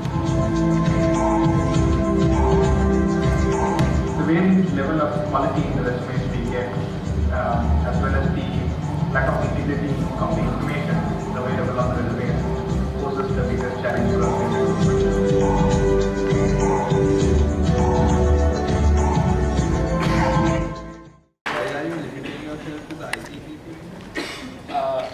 We are not actually limiting. Our product is limited to IT BPO industry in Sri Lanka. And we began from this since we are in this industry and we know this industry inside out.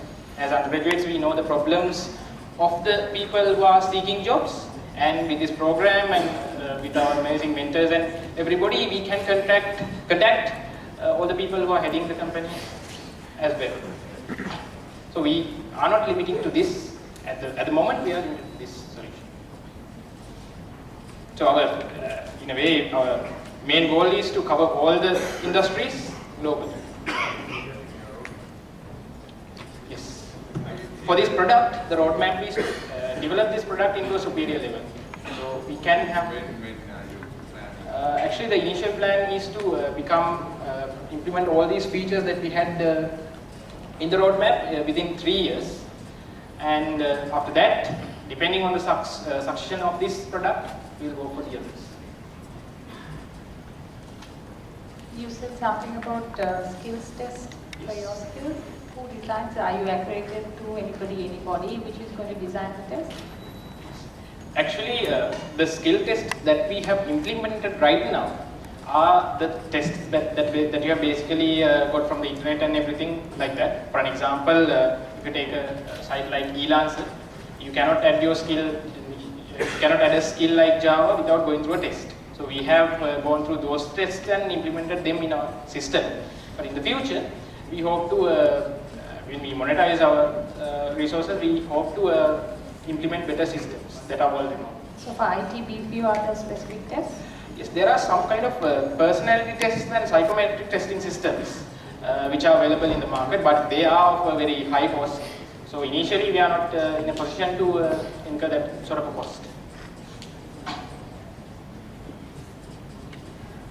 Correct me if I'm wrong, but I thought all IT students passing out are just absorbed into the industry every year, and we are not producing enough IT students. Yeah, actually the statistics also showed that. The thing is that the demand and supply are very marginal. They are almost the same or less, a bit less.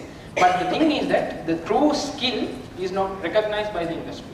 For an example, as I told Ruan, if he wants and if he is skilled in open source, why not offer him as open source tool rather than making him design cool websites? How much of this is still at concept stage, and how much do you have in some product form? Yes. Actually, we have our website up. So it's youth-jobs.lk. Unfortunately, our original name was acquired by the Ministry of Youth. Youth Jobs.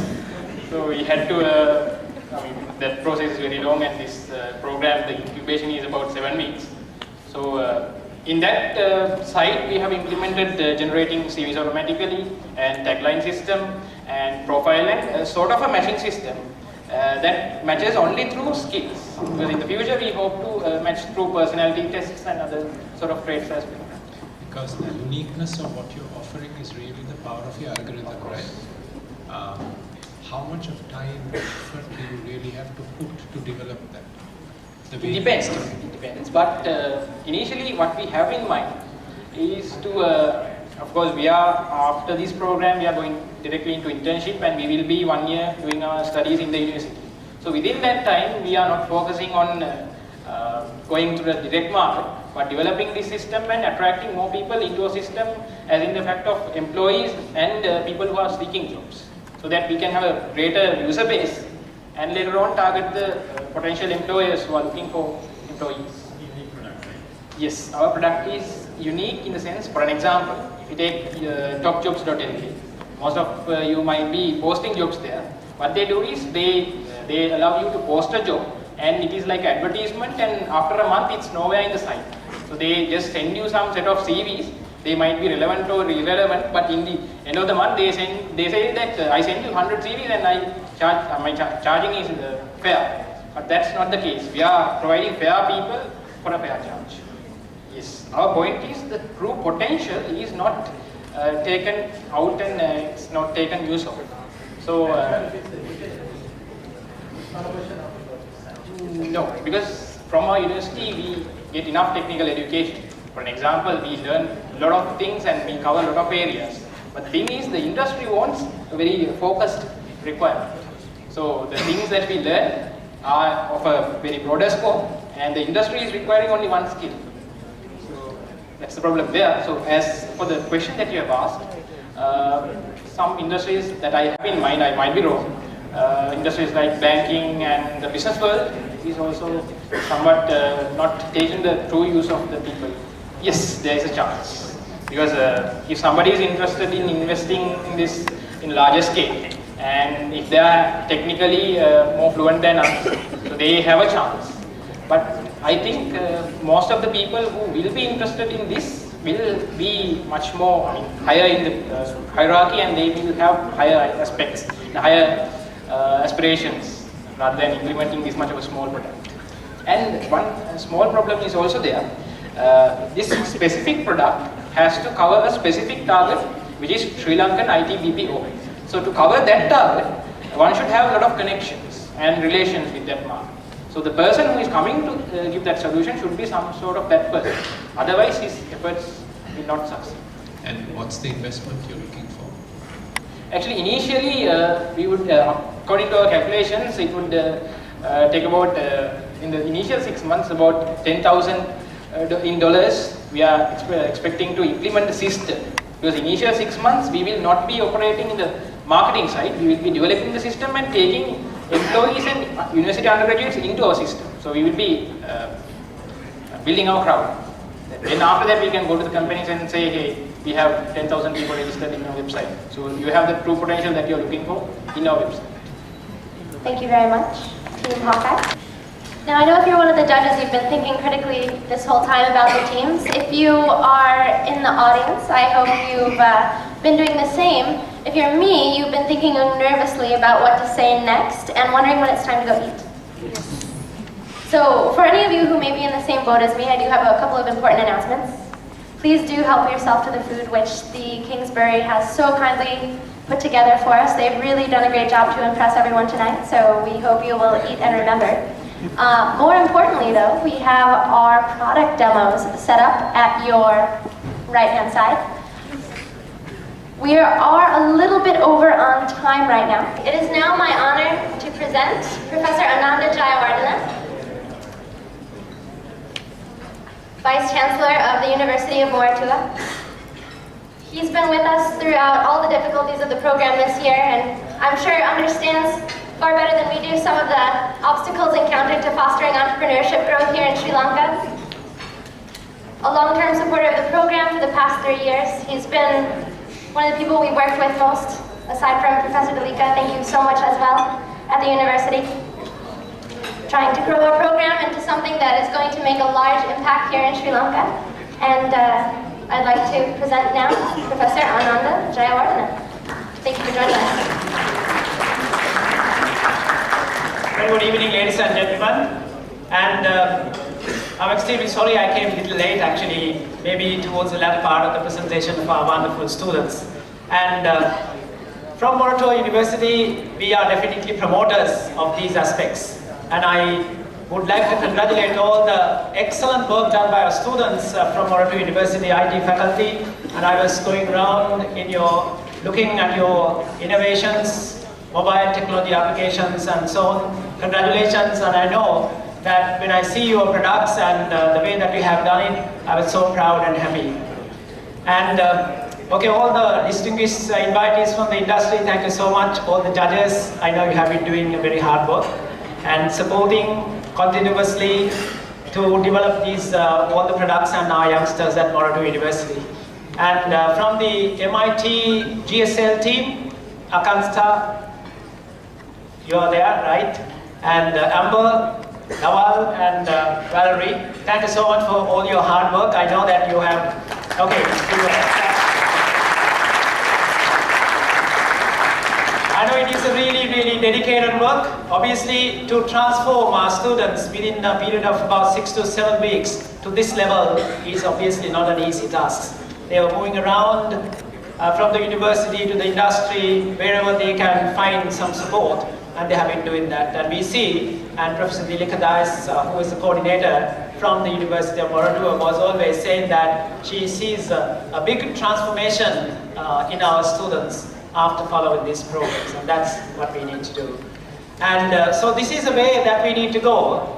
The direct link supports strong connections with the industry and university.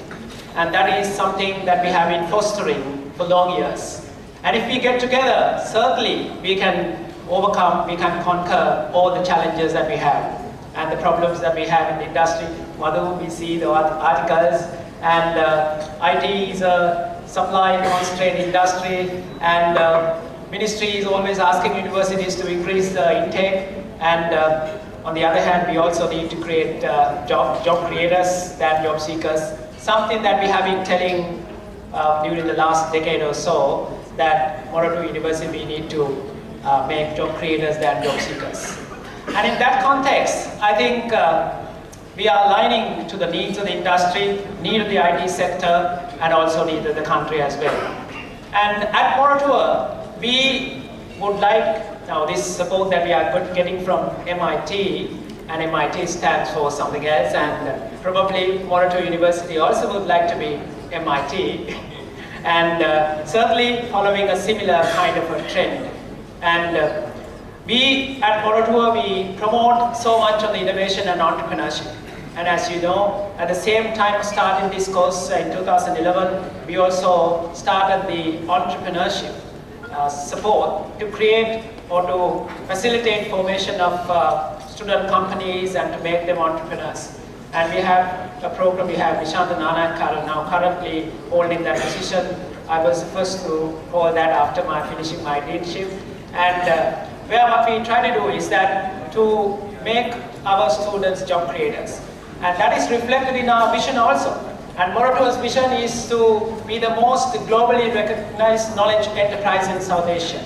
And you can say it's knowledge, when you say knowledge enterprise, it is not only create graduates who are employable, and having about overall all the courses 97.6% employment rate 3 months after releasing the results, and our students getting placements for postgraduate studies in MIT this year, 3 places, and 8 places in Cambridge during the last 5 years in engineering students.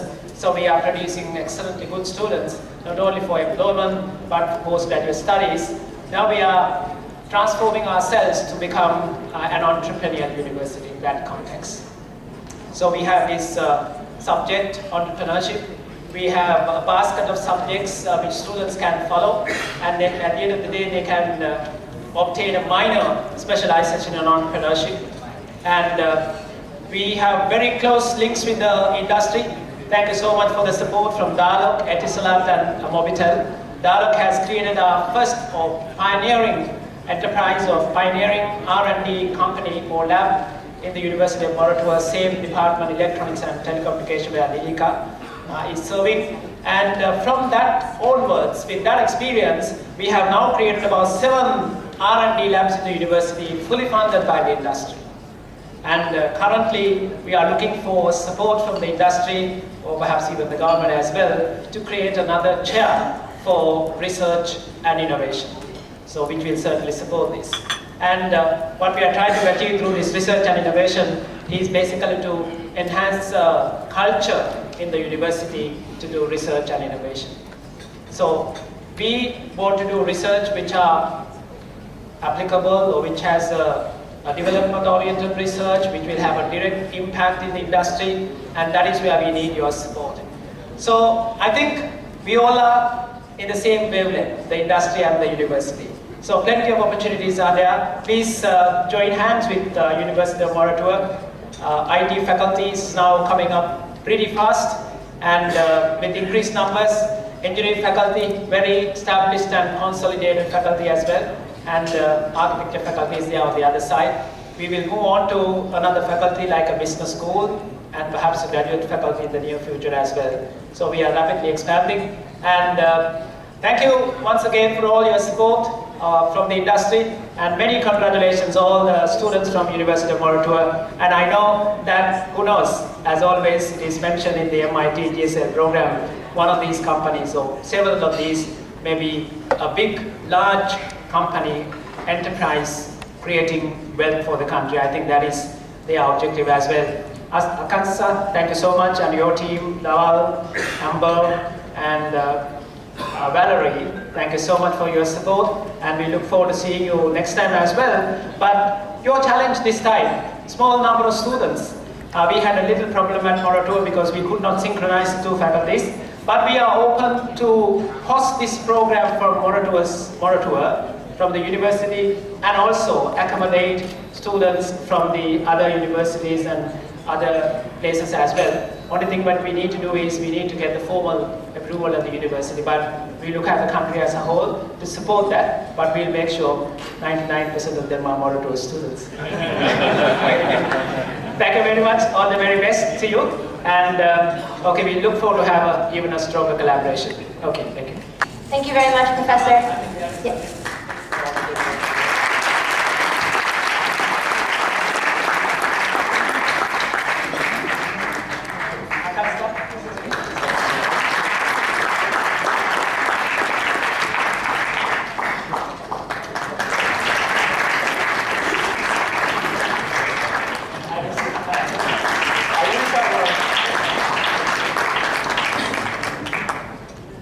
Thank you very much, Professor Jayawardena, not only for the token of appreciation, but for the great news from the University of Moratuwa side, for bearing with us through these very long 2 months, being very patient with our team as we struggle to overcome some of the obstacles to growing entrepreneurship here in Sri Lanka, helping us understand how to do that the best way possible, and for working so hard to foster entrepreneurial growth, not only at University of Moratuwa, but expanding that out to other universities as well. For that I owe you my deepest appreciation.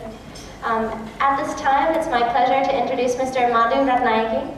He's the Vice President and General Manager of Virtusa, as well as the Chairman of SLASCOM. Mr. Madhu Ratnayake is an incredible gentleman who has been not only one of our best mentors for the past, is it 3 years now? 3 years running. From whom I've heard absolutely glowing recommendations from past year's teams, seen amazing results from the teams that you've worked with, as well as being one of our most incredible thought partners as we work to grow the program to that of a national one. Mr. Ratnayake will tell you more about our upcoming plans, and it's my pleasure to give the floor to you. I think this was some amazing companies starting up here, right? And what do you guys think?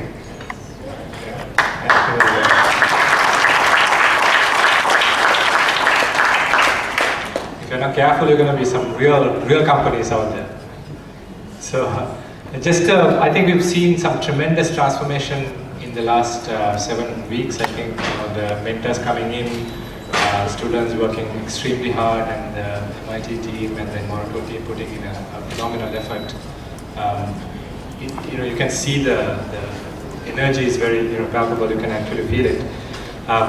From SLASCOM, we are very delighted to be part of this initiative from day one, and now as we think about expanding the program, as Professor talks about, to the other universities and then opening this up. So this year next year we are partnering with Moratuwa and MIT and other universities to take this to more wider, more national, and we will make it a year-long program where students will start off and go through a mentorship on a more over a year, and then at the end of that period you will get into the 7 weeks program from MIT MIT team being here. So the application for that will start, I think, in about a week or so. Akansha, I think if you look at as a country and as an industry, what we are trying to do from a SLASCOM point of view is to position Sri Lanka as an innovation center for the Asian region. When you look at outsourcing and what's going on in the industry globally, India has done very well for capitalizing on that outsourcing market, right? And obviously being a very large country, they've done it extremely well. But if you look at when we look for our niche, where can we be globally competitive, it's really around product engineering. Can we really look at building an ecosystem for product engineering? And if you look at some of the global companies who's operating here, we have companies like Motorola, Pearson, Intel now through acquisition of Epona. We have companies like Pearson. So I think there is the story about global companies leveraging Sri Lanka product innovation is pretty solid. And there's local companies who are going out there like WSO2, Zenith, and several other companies who are coming out of here and then going regional. I think the opportunity that we see for product engineering is really both a global one, where we can attract companies, global companies from here, and for local companies to go regional. Right? I think regional in the sense from Asian region as well as African emerging region and Latin American emerging region. That's what we are really focusing on for the local entrepreneurs to be able to go beyond Sri Lanka and go to those markets. And with that focus, this year we are kicking off an initiative to really drive 1,000 startups by 2022. We really want to create an environment and support infrastructure to be able to build 1,000 entrepreneurs, 1,000 companies in the the that time. And we're partnering with many of the institutes and organizations around the country for doing that. And objective is to really become #1 industry in the next 10 years or so. We mentioned about Martin Trust earlier. Asha was talking about right now the #1 spot is held by Apple. I think Martin Trust invests in Apple as well as IT, so we want to make sure that as companies like Brandix now, as Udana was talking about, getting into this kind of initiatives. I think we have a great foundation being laid. I think especially if you take about the last 3-4 years, I think the entrepreneurship ecosystem in Sri Lanka has been coming up quite nicely. Land and Venture Engine and many other initiatives that was going on. I think we are really seeing a cusp of a great new growth in the country. We have some great talent from Morato and other places coming in. As some of you probably know, last couple of weeks ago, Morato for the 7th consecutive year won the Google Summer of Code and putting Sri Lanka on the map on a consecutive year. So that gives us a lot of ammunition to be able to go and globally position the country. So I'm very hopeful, and then there is a lot of potential and opportunity ahead of us to be able to make that 1,000 startup dream a reality in the next 10 years or so. So thank you, and looking forward to working with you, all of you, in the next year as well. If Mr. Madhu Ratnayake would be willing to join us just one more time. We are now ready with the SLASCOM Entrepreneurship Awards, 3rd, 2nd, and 1st place. It'd be our honor to have you give these to the winning teams.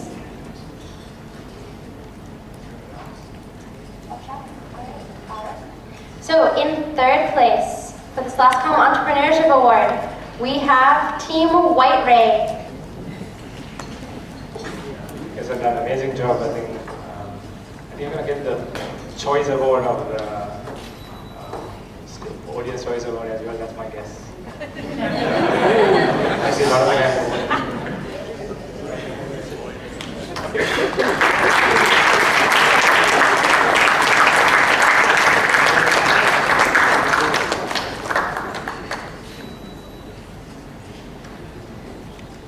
Congratulations, Team White Ray. In 2nd place, we have BHEX Technologies with their product, Pick and Pick.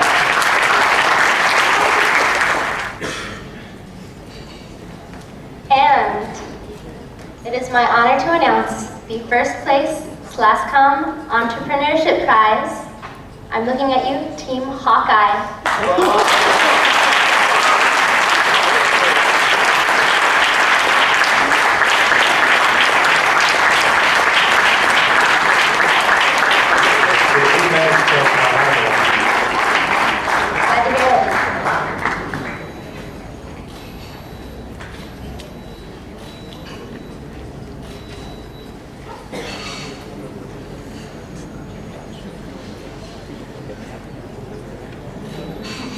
Congratulations, top 3 winning teams, winners of the SLASCOM Entrepreneurship Award, as well as Mr. Madhu Ratnayake for handing those out for us. Next up, I'd like to invite Mr. Anthony Rodrigo of Dialogue.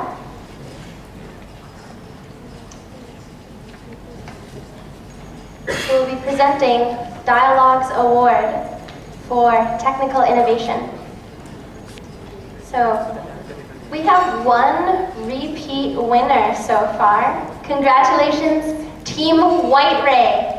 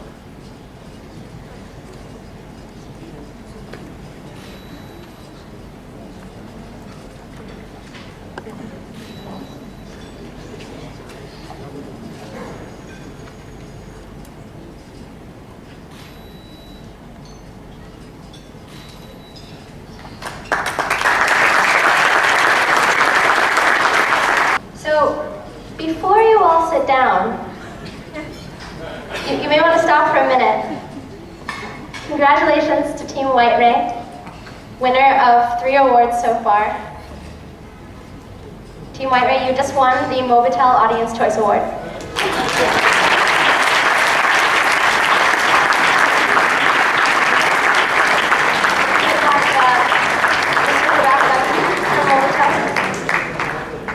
Thank you very much for joining us today.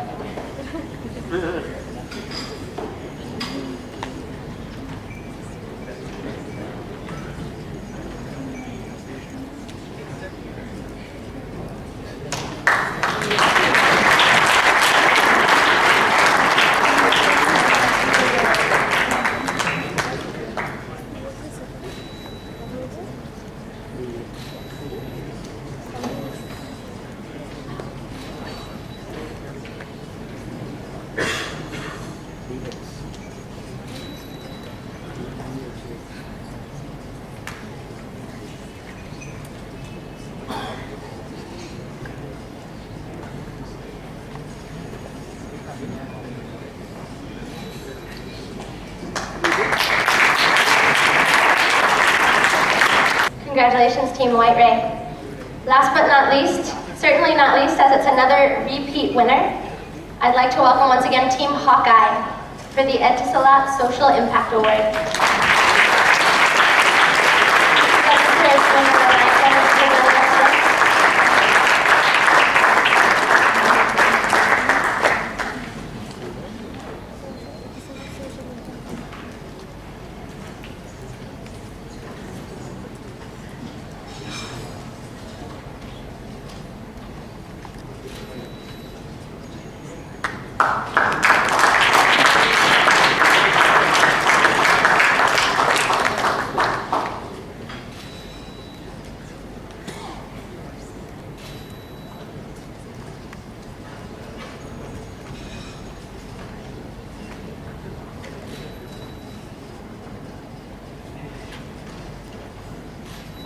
Congratulations once again to Team Hawkeye. At this time, I'd like to begin by thanking our sponsors, Etisalat, Dialogue, and Mobitel, as you may have noticed. We are fortunate to have co-sponsor our event today. Because of them, this entire event is possible. Here at the Kingsbury Hotel with the support of our event management company, Avant Premier. I'd also like to thank our technical supporters, primarily Google. Thank you so much, Rohan, for helping us to obtain funding necessary to have our hackathon. If we could get a quick round of applause from the students, anyone who enjoyed the hackathon, it was pretty amazing.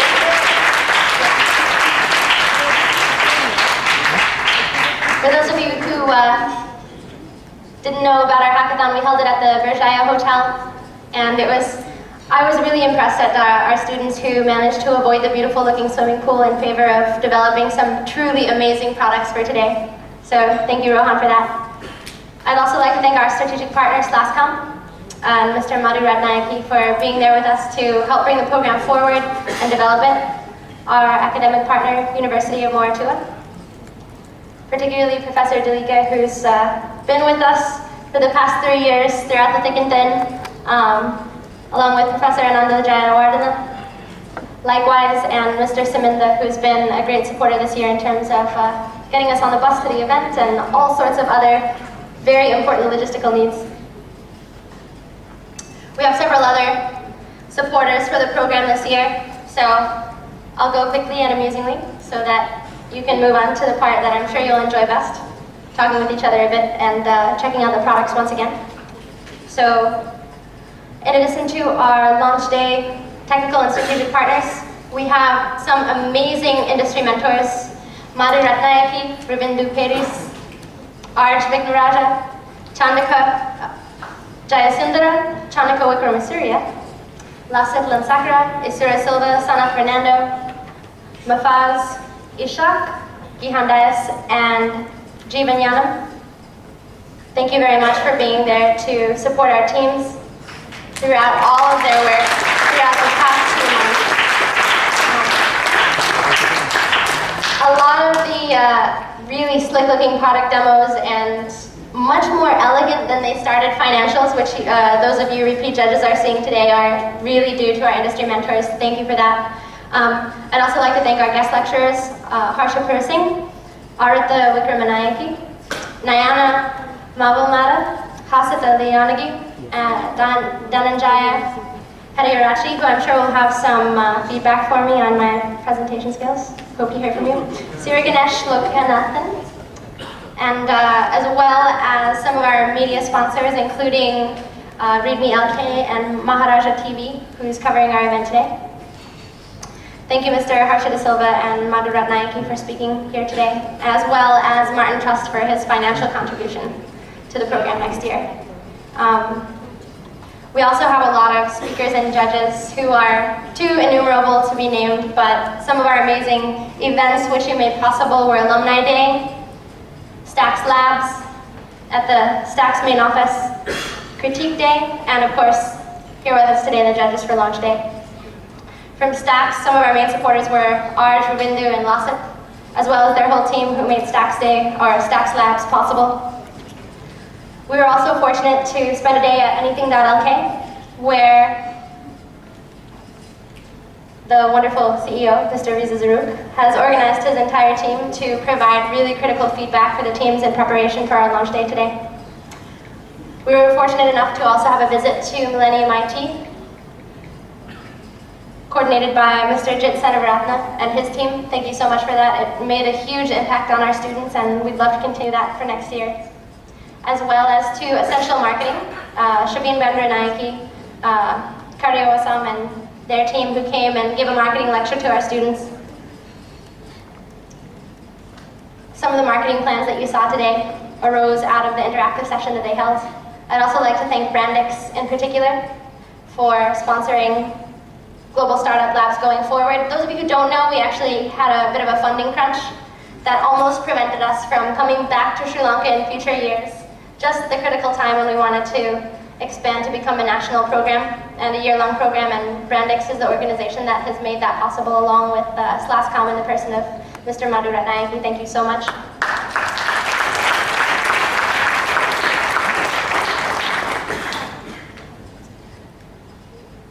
I'd also like to thank briefly our MIT organizers. Many of you know Professor Samana Mara Singh, Michael Gordon, Julia Reynolds, and the Misty office at MIT. Our alumni mentors, Sachira Fernando, Samit, Taraka, Sashika, and Danica Pereira of Bosch Unlimited.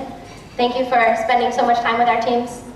As well as Prajeet Balasubramanian from Lankan Angel Network and Blue Ocean Ventures. Thank you for inviting us to attend Venture Engine. It really set a bar for what we wanted our students to accomplish, as well as their bottom line, and I really do hope that they've exceeded what they saw there that day.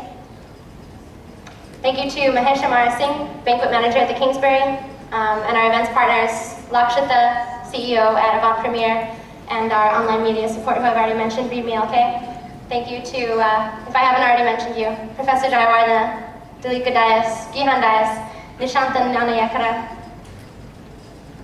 Mr. Saminda Premaratna, and last but not least, Mr. Percy, for providing us with lunch every day and giving us the strength to continue teaching. We really do, your job is underappreciated, but we owe you our deepest appreciation. Thank you for making our program happen. And I'd also like to thank briefly the Anonymous who contribute to Stack Overflow on behalf of our tech instructors, those who contribute to Stack Overflow, Reddit, Python, Django, PHP, MySQL, Facebook, Google, etc. You taught our students this year. Thank you. And that's it.